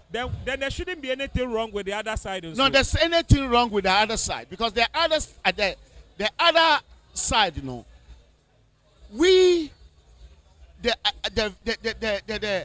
the understanding of political party is for you to win power. Who do you promote? So you don't care about the means. No, who do you promote? You promote the flag bearer. You get it? You promote the flag bearer. So the vision and the drive of the party should be the person who's supposed to lead that vision is the flag bearer. Don't forget, sir, if you met as a flag bearer, you form a committee to create a manifesto for you. So manifesto no, one vision. It's the flag bearer vision. That's the truth. So the flag bearer should be the ultimate person. And to me, I don't begrudge whoever become the flag bearer. It should be allowed to elect to form interest from the polling station to the national level. So as this foot and for him to become president, it should work for Aziz Futa to be part of but the national. But there is a danger involved in that. One year. Yes. Now okwakoyi and okwakonya a situation. Yes. Onuma a war down below the ladder of the party leadership may not necessarily be in Kofua party for ne pewo muso muniomanim at the constituency and regional level. No, what I'm saying is say no.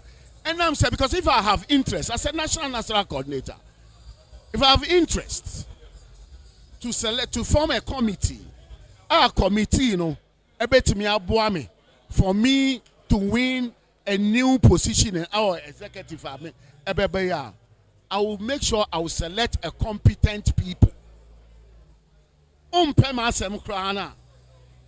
Not based on principle, you can do the work and deliver and do it better. There's nothing wrong. Okay. Mami enko Reverend George Opokwe Champon ho. Also NPP ni mapa. Flag bearers and answer flag bearer hopeful Sifia say omudi be babontin. Dr. Brian Champon didn't dimba and it say Reverend ewo ne corner. Also believe in the vision of Dr. Brian Champon. Na Reverend Mami Wakwaba eba epa ho da benso.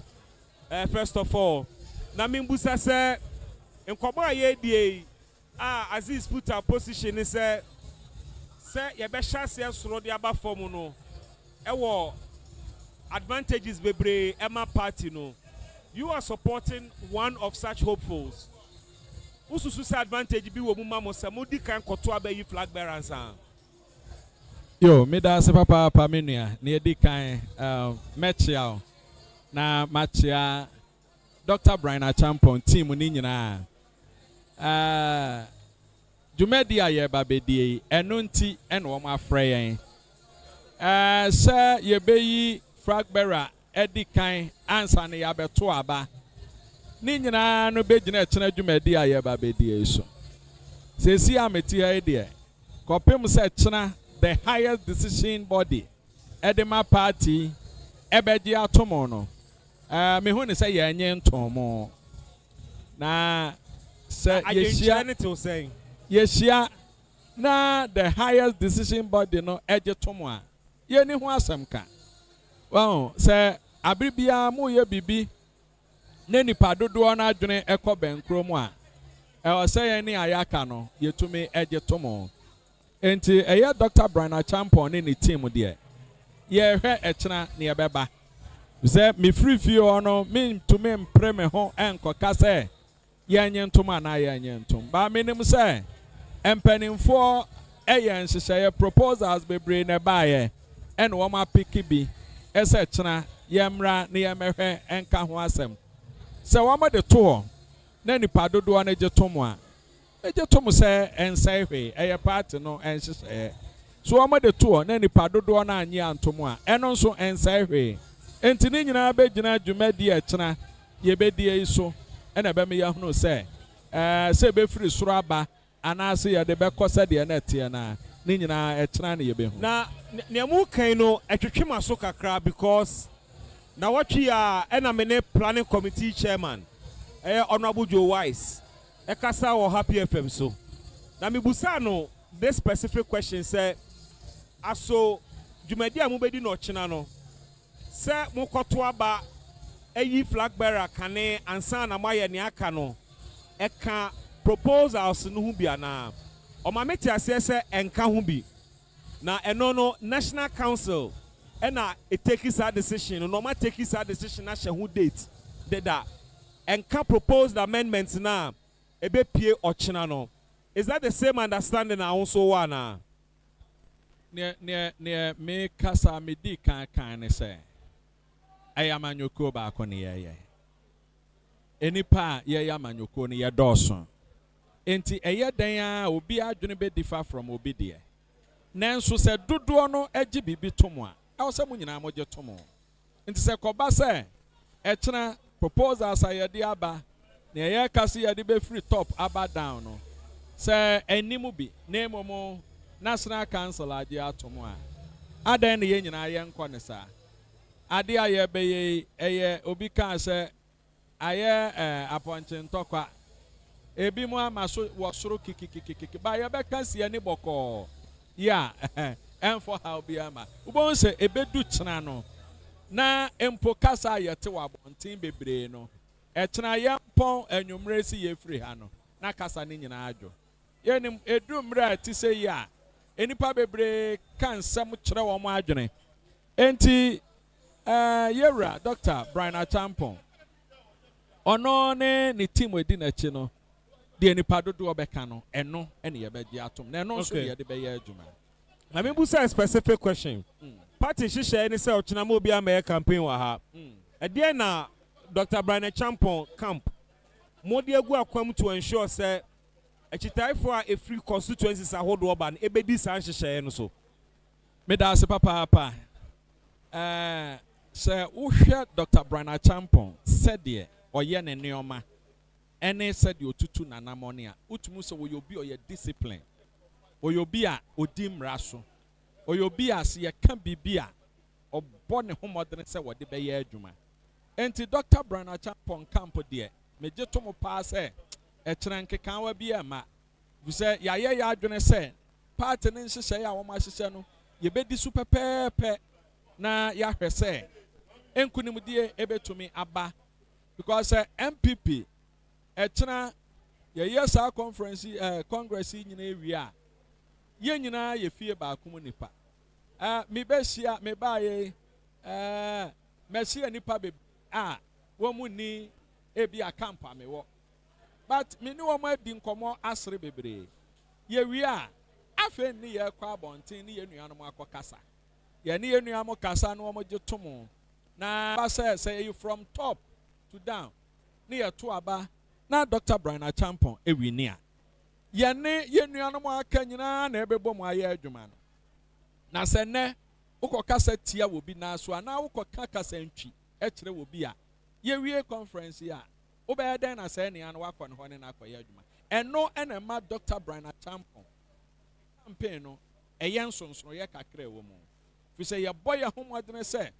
party no se ti ase dem penimfo kan praye wi ba ko ebu nanso ka bom a emu party ni mutete a winning ebeye den amayen eye general election enti no ka say ya toto ye nioma se ye de ye penka bom ebehweso obi a mfa basabasa ema afani afanyina wo monte wo ho ase no ye behwese ye betumi ate ye ho ase na ama MPP party na tumi asori agina brane busa se MPP party ni ho a Dr. Brian Achampon ni ho MPP party ni ho a obi a wo gina bibia eni ho enti no party no enka bom ne ne nkoso ena eye yen yakoma so ade edikan enti echena no ye behwese ye party babia na se obi a odi Dr. Brian Achampon achi no ebedi mra so pepepepepepe na di nkunimdie abredwumedie mutim amafa rebuilding with our values and then mebusa sa question we variously me busa o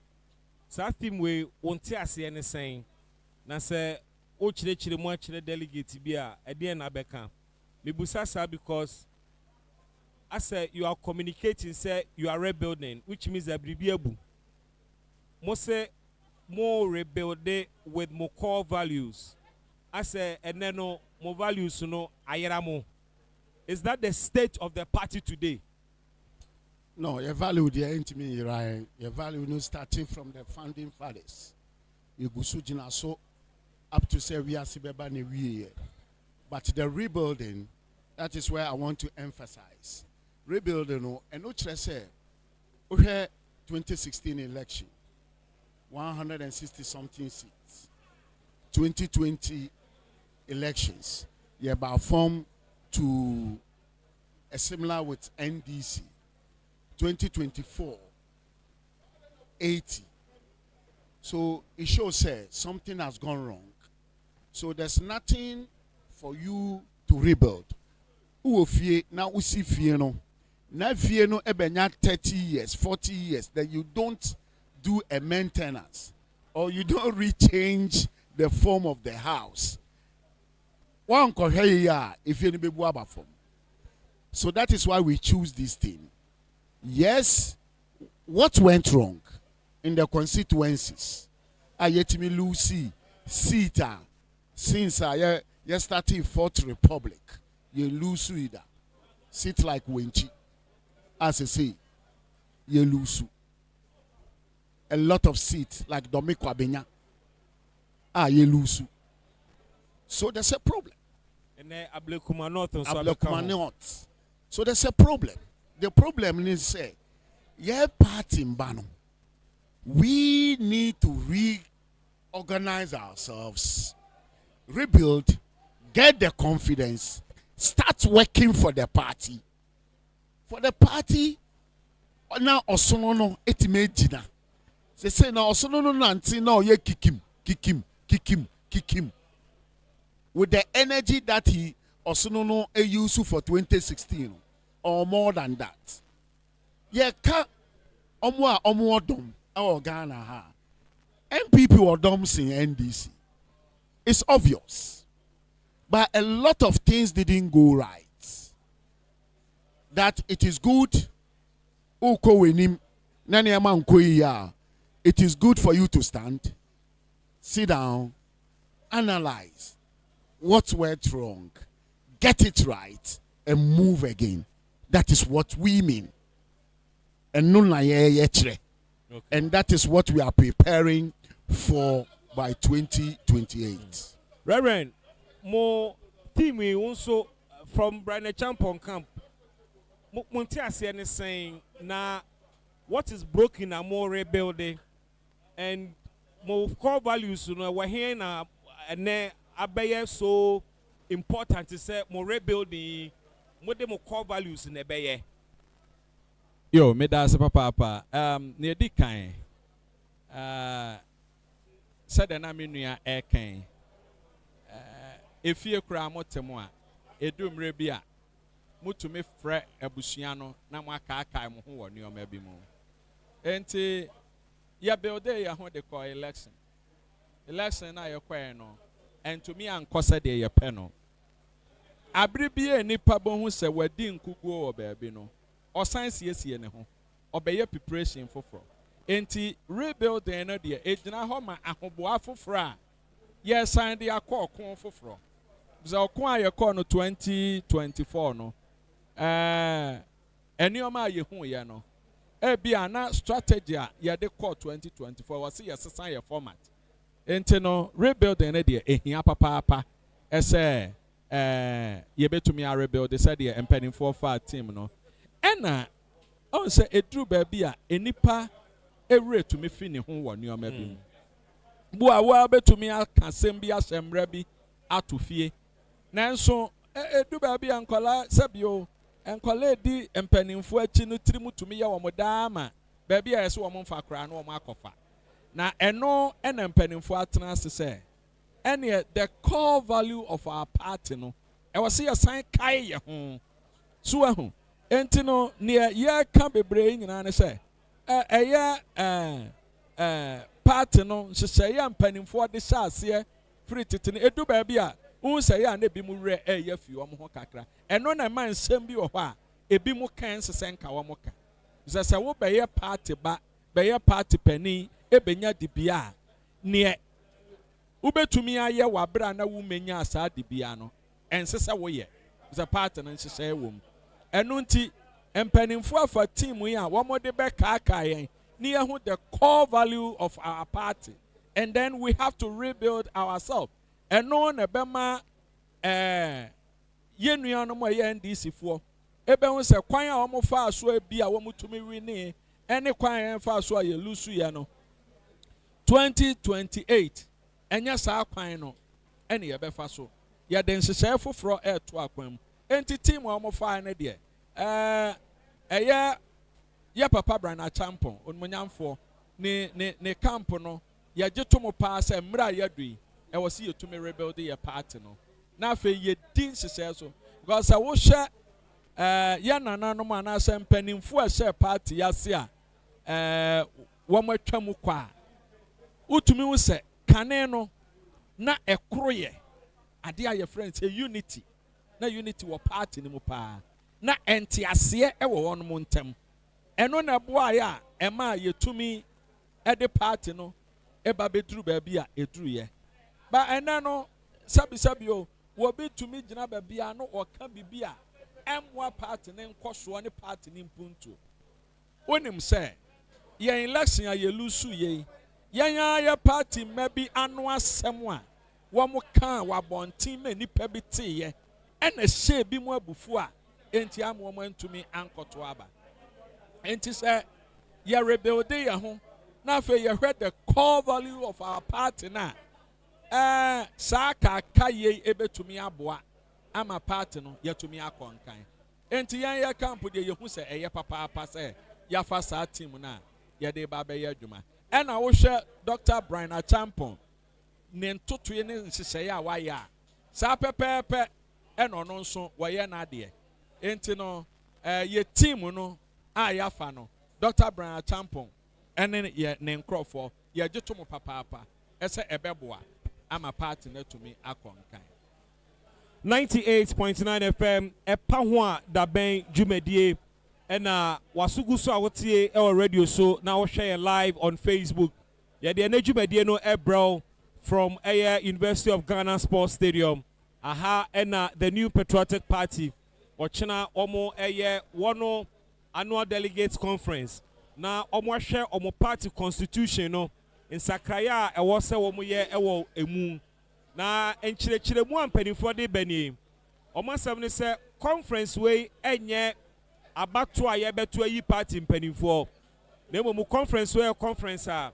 wɔn de ba bɛyɛ amendments ahodoɔ ɛwɔ party no constitution mu na the arrangement sɛdeɛ yɛama yɛate asɛ ne sɛ ɛyɛ by voice vote sɛdeɛ NPP foɔ yɛ ne daa no nti ɛneɛ yɛfa one proposed amendment a na yɛbusa sɛ wɔn a wɔn foa so no wɔn nka sɛ ae dodo a ɛbɛka ae no na ɛbɛkyerɛ sɛ yɛbɛgye atum anaa yɛnyi ntum and that is the approach a ɔkyena dwumadie no ɛbɛkɔ party mpanimfoɔ sɛ wɔn susu sɛ nkɔbɔ bɛyɛ n'onum deɛ na wɔn sɔre dwumadie no so ane sa na ɔkyena no fiti anɔpa bɛyɛ nɔnwɔtwe bɛyɛ nɔnson dwumadie no bɛhyɛ aseɛ happy 98.9 FM sɛdeɛ nɛ yɛdi obiara kan na yɛahyɛ yɛn coverage n'ase no saa pɛpɛɛpɛ ɛna ɔkyena dwumadie no nso yɛdi na yɛhyɛ aseɛ ɛgya wɔ biara nkɔmmɔ biada a ɛwɔ ha yɛde ne nyinaa ɛbɛbrɛ mu mmerɛ a mo join yɛn live on Facebook and live on radio na Aziz final one ansa na wakɔ ɔkyerɛ mo yɛ sure sɛ by this time na mo yɛ awie. Oh, by this time there, that is it's almost 5 o'clock. 5 o'clock na ewie because this is not an election. Yeah. And so any dia delegate no betwe obi ase oba ba a certain speech bia na baba sika bia ansa. Obi beba besra o ma bibisa. They are aware what they are coming to do. So by 6 a.m. they are here. Okay. And I think sir latest by 2 there. No more we. Sir. That's right. Because that is every year audio. Minimum sir. Enye adia maybe you're contesting for flag bearership. Now be ura Dr. Mahmoud Baumia sisi na obechi anfa obi aso. Any omo contesting. You see enye no and I say ye national executive selection. Na and also no all the national officers no and omo mbe contest omo sisi no omo benam ni nam delegate no so no omo ni omo akokasa na delegate no omo twen de omo de ebetimi abeko omo ho ana bibi sa no. So this is not like that. Okay. It is the party that is taking care of all of them. And party has made provision for their cars from their various regions. Any baby on Babada. On Mubas no so edi on Mubaya no. A one on also be parky. And no partner are ready. On one or the on Bebaha. So and the accommodation is for today and tomorrow. Okay. So by at least inshallah by 2 there. Now delegates no mas oma sitting na muti say baby omo da hoye kama. Very fantastic. Very fantastic. Omo campus ha. Omo ebi mo campus ha. Ebi mo nso ewo one anakazo. Okay. Ebi mo nso yeah lighthouse for facility is the best facility. Ebi mo nso ho. So I believe say Ochina latest by 6-7 a.m. all of them should be here. Bibia Bekoyi Boko we eye ebusia. Eye ebusia nkom. Aye bet na say. Adwin say oh. The ye na nanom di gya yen no. Ye gusu sa edebe na nkoyi, edebe na akoyi. The ankoyi no na ya sesa no. The akoyi nso no na ya hyemu nkina. Na ama ekuo no nso no aye den. Okay. And that is why I'm saying say NDC should expect a very strong opposition party. And Ghanaians will appreciate, say, Omenya, a very strong opposition party. And we'll build on that. And inshallah, 2028, NPP will rule this country. Madam Wasibebre, Aziz Puta, Ono, Ene, National Nasara Coordinator. Now, Reverend, Ansana Obekono, Mamimbusa, our expectations for China. You baby Biano, a dear now, so say, I will say free muba. Yo, me das papa. Adia ba kope ɛna Dr. Brian Achampon a team ye bompa set chana ye behu ne ye pesi ye hu an se behu se nka bom aba e wo party nim because wo sha as a NPP party no afa bi gina baabi na Dr. Brian Achampon epie wo afa ne mienu nyina mfrimfi ɛna ɔtwe afa yɛnte ye ho ase ne nyina no wakan ya bom enti me de menim set chana Dr. Brian Achampon a team wa ye ba no ye be free ha na mente me ho ase a ekoso wo party ne mu no na nka bom kese aba fi se waba so ye unifier oba be kan nipa ne nyina bom eno ne ade ye kyena ye hwehwe si ye be free na nipa ne nyina wonim se mente me ho ase enti na mabunu ene ye nuanom a omo ye grassroots for efre Dr. Brian Achampon say omremu na so onu begina mfrimfi a ni nyina bejo na ama party na fa na mapa efra na wo kan unifier na otimiti Ashanti regional chairman so wontina se no no beli ni ne ate ene say unifier no ne ate ene say say ye kan nipa bom doesn't mean say so obi ye bibi na eboro so a ye nka nanim sa ne si e party no say obi ehun ne ho say sabi wɔyɛ kɛseɛ sene wɔ bi a ɛwɔ sɛ yɛtwe ne si n'akwam wɔn enti ade a wɔyɛ no kyerɛ sɛ ampa ɛwɔ sɛ yɛma discipline ɔn sɛ me kasa no me campaigning kasa kakra ɛsɛ mpanimfoɔ bi wura fi wɔn ho ebi mu wura fi wɔn ho ɛsɛ party no yɛwɔ core value mpanimfoɔ bi wura fi wɔn ho ɛsɛ abere wɔ mu ɛyɛ abere a wɔsi yɛsan reorganize yɛn ho but asɛ si wɔn kasa sɛneɛ ni ye wa ben mu ni ye kasa na se tumi bi kuta no de kasa sa no mo de kasa but Dr. Brian Achampon hunu say baabi adu no ensese ye de sa sabi kasa ye tumi so kasa no pa kira hantan so na momo ye nhwe se ye be ye biribi e be ma obia kuma beto ne yem na part na sanfa ne ntam pefra enti sa abre no na bia sene ohun ne se meeting ne mu enipa bi kasa AC kɔ no ɛwɔ so ɔmo wɔn ani ɛba wɔn ani wɔn ho so enti ɛnyɛ sɛ wɔtea no na emom no ɔtwe n'ani ɔtwe n'adwene aba ne ho so sɛ ohun sɛ meeting na nyɛ ɔno nko ana ɛte aseɛ mpanimfoɔ bebree wɔ aseɛ na nka yɛ sɛ ɔno no obeli ne no ne fa he ifiri he ne ba sɛ ne nyinaa sɛ nipa wura efi ne ho a yɛ kae no ebi ɛna yɛ ba no ɛnya hantan on the part of Dr. Brian Achampon why are they ama wunia ɛwɔ the same family mu onim sɛ na wugina no so de atea na ɛno anya hantan onim sɛ Dr. Brian Achampon deɛ sɛ yɛ kɔ ne background paa deɛ a wɛda yɛ frɛ ne sɛ hantan untumi mfa bi mata ne ho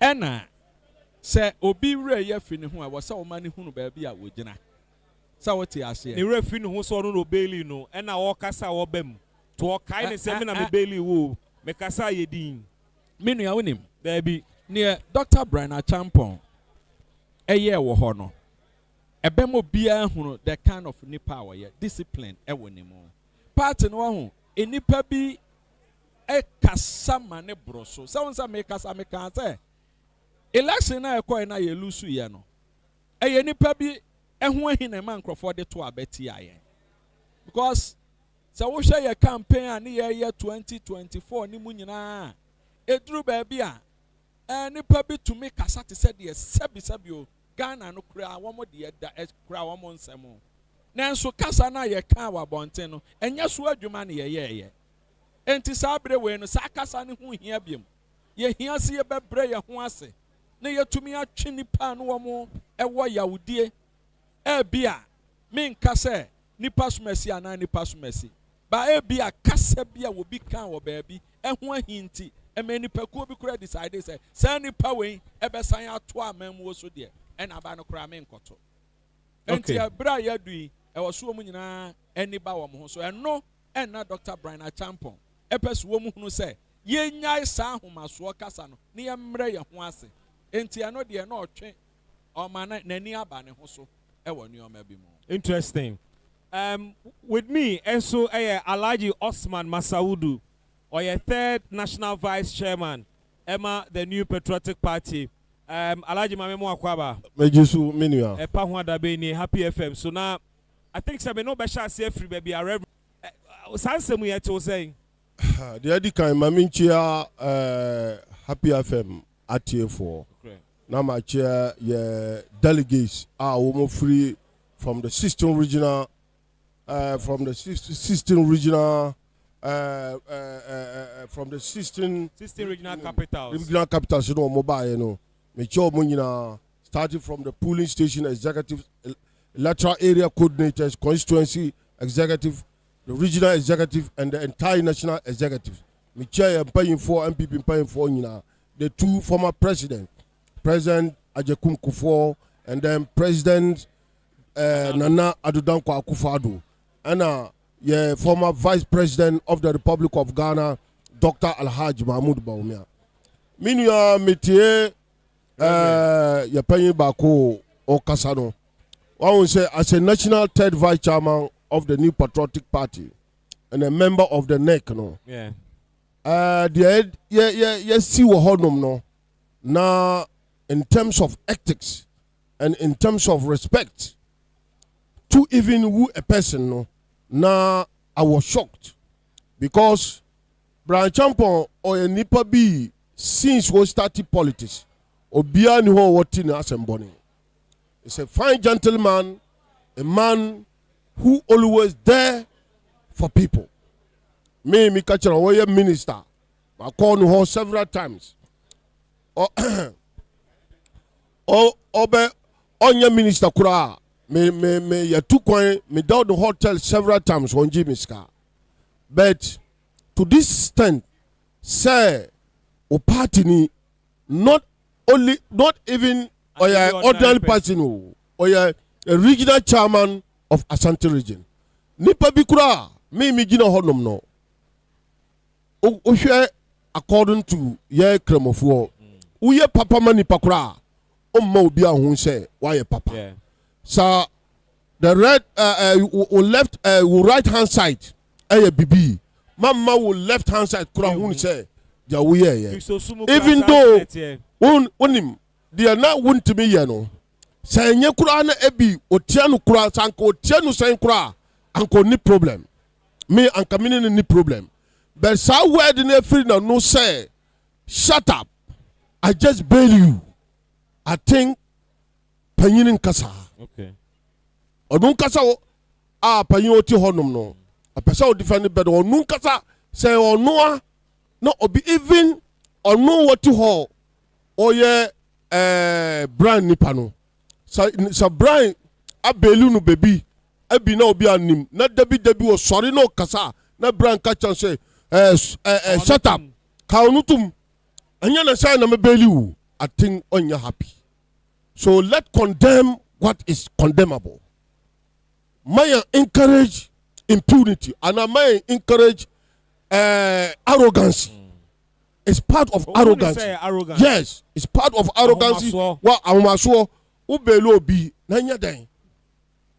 Wow, oya nipa me respect no. But sano minjin di say next time onya kunja say obetuma kasa biom.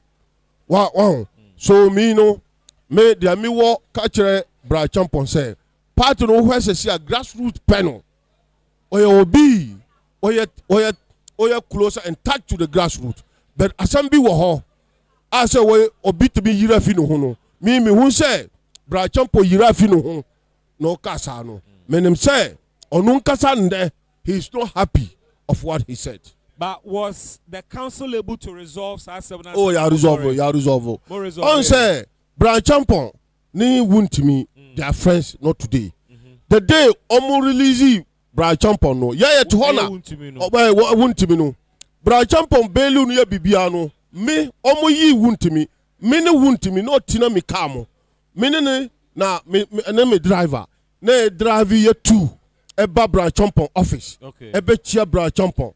Mini wuntimi yana tiro ho chia no e danasi pa na party no danasi wow so sanipa yesa omo yi no onko be bia onko fie kura from fie oba straight office mini no so na eba office no ha so e bi wo kura da no be hu say pictures no kura wo ho a mini wuntimi na eba bra champon ho echi ano edanase na sa wo ye papa say papa a wo ye ma wuntimi no na man the level of nipa pen no e ko high because by that time no nkrofo wo access no obi ani ho wo ye boldly otimi di na access ebe beli nipa sa na wo no wa ye adia ama minkasa I was touched in my heart.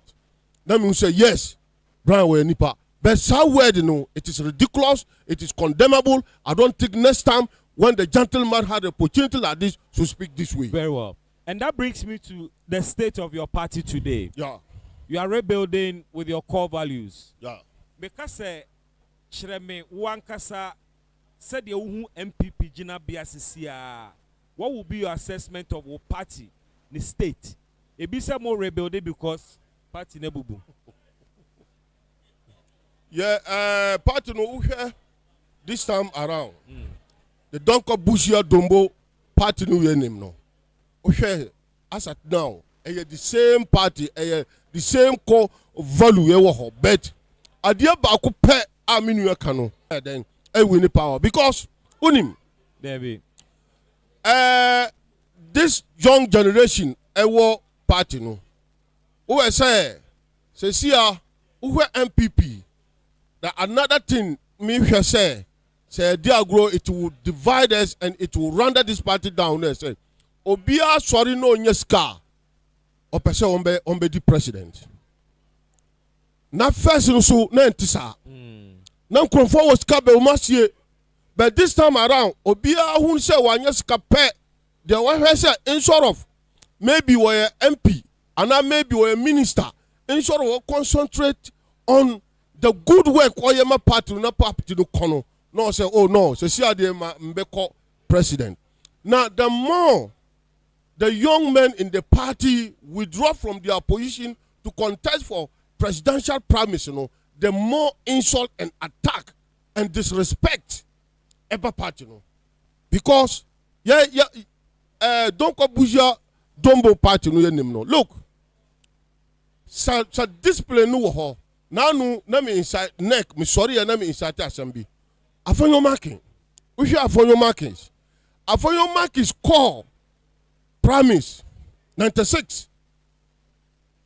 Afonyo marking call promise. The first promise will be kono. Afonyo marking winning promise no. Yeah. What winning promise no by that time no now we say we are young. By that time the core values need display our party no. Panyifo friend no. That catch and say hey afonyo wa call election, wa win election no but party no emfa unko. Anya wo time we so. Official. Continue say na ya adwuma party no next time. Yebema kim body of the party no na e restrict here say my unko sa election no. Wow. No. Wow. So ma no the fali the decision of the neck no quite even here yan kronfo bebre didi attempt say Argentina yamba ho Argentina yamba Abelkumanov.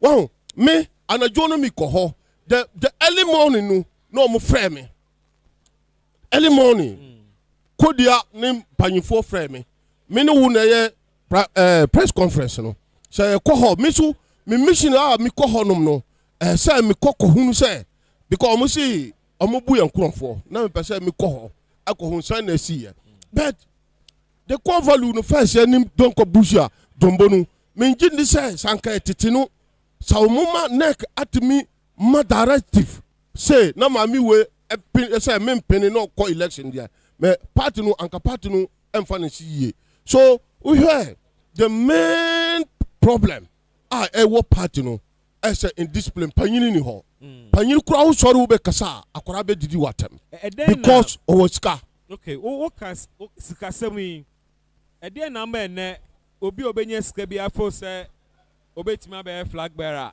enti obetima national chairman kura also a flag bearer.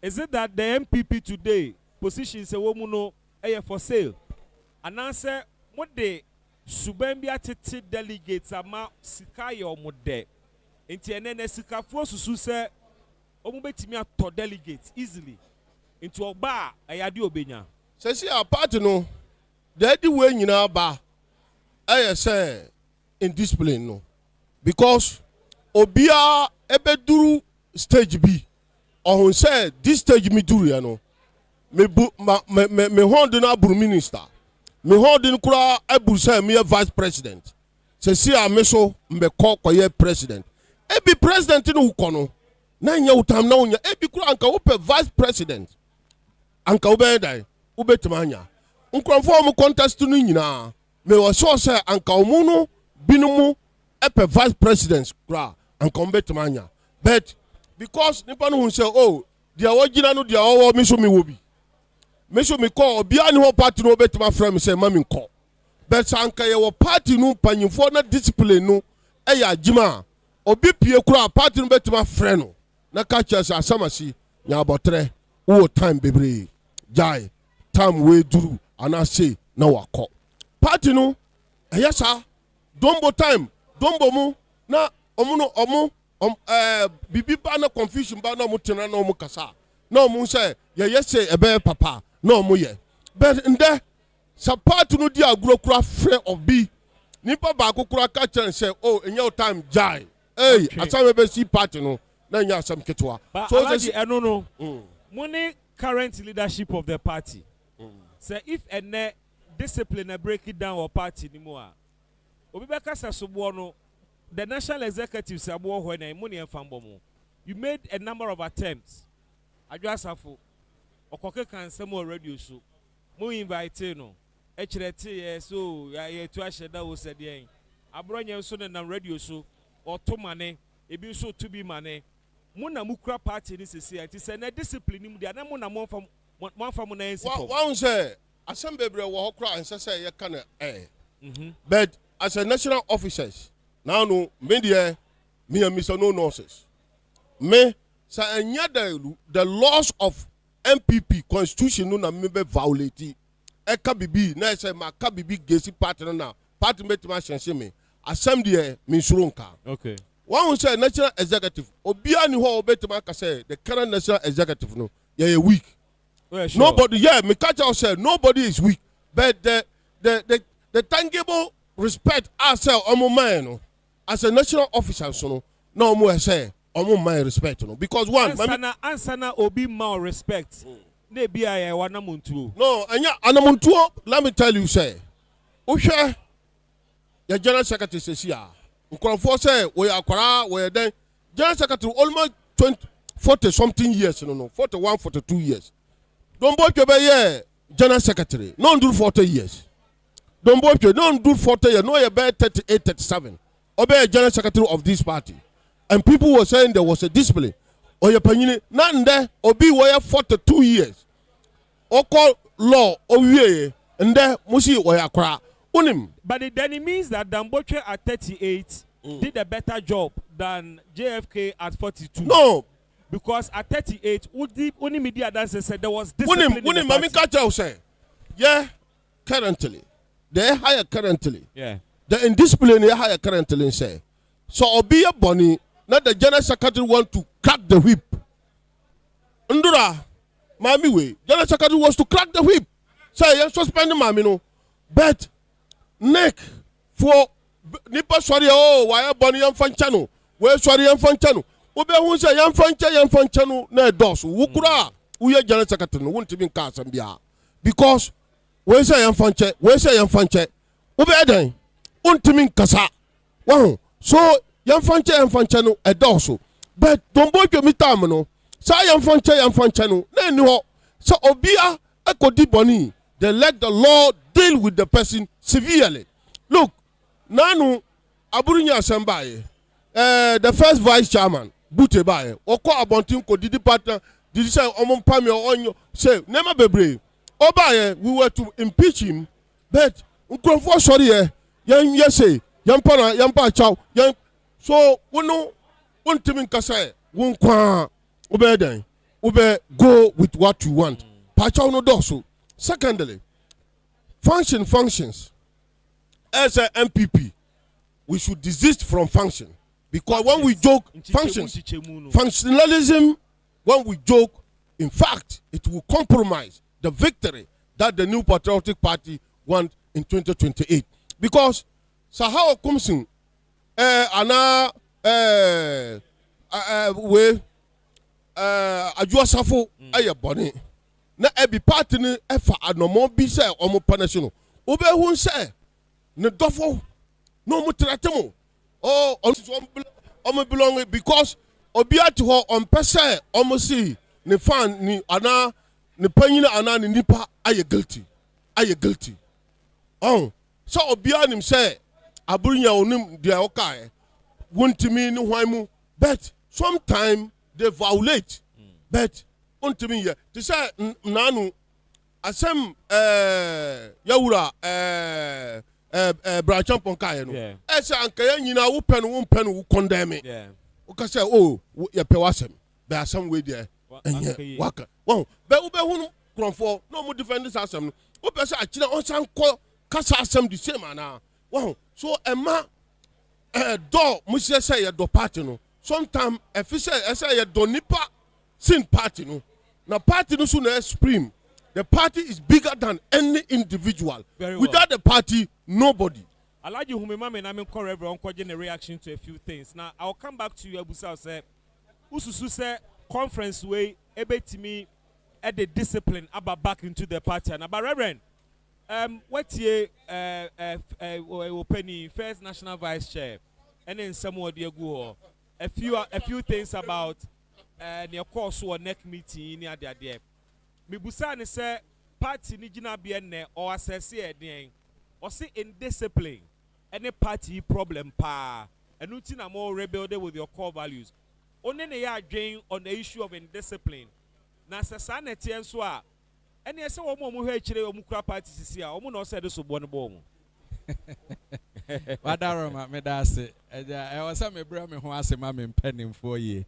Na said yes, Shasia Kasana can say yes, and share the core value of our party so that we can reorganize ourselves. Well, Nina Babisi near Name for us, yes, say, it do maybe a nipper red to me few home. Now, say no, sir, what do we need to form our bones and para say? Any probably refu on home, and things share pa a war party no emu say we say ya won't to mean yes say ujina ha and sister will can't some way on ye the penny crash one sa ye ma will swear court of secrecy but nipana wejina baby a din say and someone ya can e wo kokua mu no ye ma ni mpia bonten wo firi hopi ya na da bonten sa neoma we ena ama indiscipline okay adoso kese power party nim na eno nso ena ekwan bi so no meka se ye mpanimfo na wo ho ne bi nso eka ho na adoso fi se bibia se eja kura hyase se ebehye na wudum gya ne ntem a emeja ne ntumi nse enti nkamre bi atwamu yehunu se ye nuanom bi ahyase ye niemo ho neoma bi ebi mu kansam a eye kasa ntwi ebi mu kasa enfo enkyere so wo mu de obu o mampanimfo na nka mfrase na wo so wo motea wo ba they say wo ma ya amade no agensam obi dia yo obi so bi to make us say we yare na mo anka hwede na me nso meye bi na eno ena akofa sansunsanso we nya ba enti me de mesre ye mpanimfo ne say team wo ma fa na fie eye team a e wo se ye mana ene yen efata e wo se ye team a e free ha e kono e de yen ba kotu anamon foforo because wo bi ya de na nya amamra na say enhyehyɛ mu no e wo se se nia no ye twene sensan a mo twene sensan se e wo se se nia no ye tumi e de ni gyina bia mo fa ni nyina na ye nhwɛ ba ni nipa no bebre wo ho a waya de na e bia ne hu ni papa e na ye general secretary no why oh we there me nua no mo me ye nya amanenka enti se general secretary ja ni nua de amanaka organizer nua no de mo fa mre ni no obi a be fa no na mo senka ye de ye nan esi fom ese se ye kasa obi anye sei na okoye hwe ebi ni se empanimfo asato o se kyena mo bia mfo bia atade ama mo bia meye campaign na se wo ba na wachidifo kwahye wo atade so wo de beye yi a wo se ne ana wo se mpanimfo etumi fra wo so twen bi ya de ma wo so ahu enti indiscipline akoso wo ye party ni mu ne de kwan bi so no meka se mpanimfo no a edi anim na ntumi amfo mo nan ansi wan mfrase no wo senka mfrase na na ye hyase etwi nipa bi esensen ya enke ye jaye. He also makes the point, he said, they say na kwese party no enye onumu a womo atu womo boa build womo ho ena de womo si wo se me pe frankatuni ena iza kwa eskafo na say omo de womo si wo so womo pe frankatuni gina bia Dr. Brian Champon I say akwala kro Ghana ha kwa nim say oyodefo wo hwe ne businesses or a successful businessman investments awaye oyeskani Honorable Kennedy Japan, yeskani. Wone ne beya adwene se enne no akwa sesikafo nko ano mfo so musika ebetimi ato position ama wo mo nti eno mo no mo de o musi o se ento mo so aba wadaroma emese ne menu apani ekaye no mebusa se party constitution no ye wo mra bi wo mu se woni sika wontumi ni ana enti ano de me ne nya adwene sa the party constitution and state to baby ya say esikafo nko an ebetumi akọ obi a osefata wahu tem bia se wo pe obi ede na diade animu a ne edi kan ye hwe obi a ose na ofata na emom empani se kwancha de efe ye di sika na eye enti no wona esefata ene tu sa na mo no enti se adwene ne se obi enya sika na oba bedi ne di mene na nya adwene na emo meme de me hu ne se nipa ne sefata enkoa se wotumi edi party na ni moyeyi a ena hu se ne ye kan we nyina nso no ye hwe track record se wo hwe adwuma nipa no wo hyase wo party ni mu enwuma wa ye positions a wadidi e de aya me de pa se ye boy ye papa dambotwe edin ni ye ka se at the age of 38 otumi be ye national general secretary. It tells you about qualities are no wo. But 38 na unisika untimi nya general secretary MPP mu. Oh, eno there. That's the difference. Eno there. Fine. Ebi mu betumi ebi be kanisa na bibia ye wo ye party mu. Third vice chairman tiwe. Oko election. Busanso ni sika nkoberi ni ana. Position bia pesa uko even in the polling station kra. Be costo. Polling station kra o pesa udia. Wa mo e ba beto abama no. Jese oto nsuo ma wo mo numo. Wow. Enti no. But remember who said in the 90s esikafo ni momu e na e support wono mo a omususu se omo ye competent ombetimi aye adwuma. Enti you would find obia oniska but esikafo woni mu gidie se ono no be party ni no ma sponsor sa nipa no but the name no esikafo ni momu na de omo ho ba asesa kakra ana mame me kasa ma Dr. Brian Champon nti mame mfa Dr. Brian Champon kasa se yesika nko a ena enye competency ene ye didi president dia enka Dr. Brian Champon enko contest election when kebi ache bisa sa wo hwe enioma Dr. Brian Champon e de aboa wo sono kokroko party sika wa yusu e wo party ni mu emwa ode aboa party no se abra yes stars ye memfa nse mpo na na do kwa 2012 e ba nyina no Dr. Brian Champon no gina ne na so brane ananka obetumi a contest bi but no siesie ne ho me woni say enye sika ebi mu wo sika pa ba wo mu ntumi ma de kire say ebi ana wo mu ni sa ho siesie no ba ene ye Brian Champon wa building ne ho wa hua adwuma no hwe ba bia o start politics wo di free wa bedi MP wa di minister wa ye nneoma bebre na enum ni nyina di adanse sampa wato ne boa nantim asua ehunu etu ba bia sɛ ɔpɛ sɛ wotu anamɔ a wotu yi a enipa dodoɔ bɛfrɛ ba yɛn nyinaa nkan hunu sɛ ɛnyɛ Dr. Brian Achampon ne sika nti ɛna wɔba bɛdi na mmom mmabunu a ɛwɔ fam ahunu sɛ wɔno no wɔfa fam fa soro wote sɛ nkuro tumi ne wokɔ enti no adan ne yɛmfa Dr. Brian Achampon ɛnkɔ na NPP ɛnsan fa ne ntama pɛmfra enti as to say wonni sika a wontumi nyinaa ne deɛ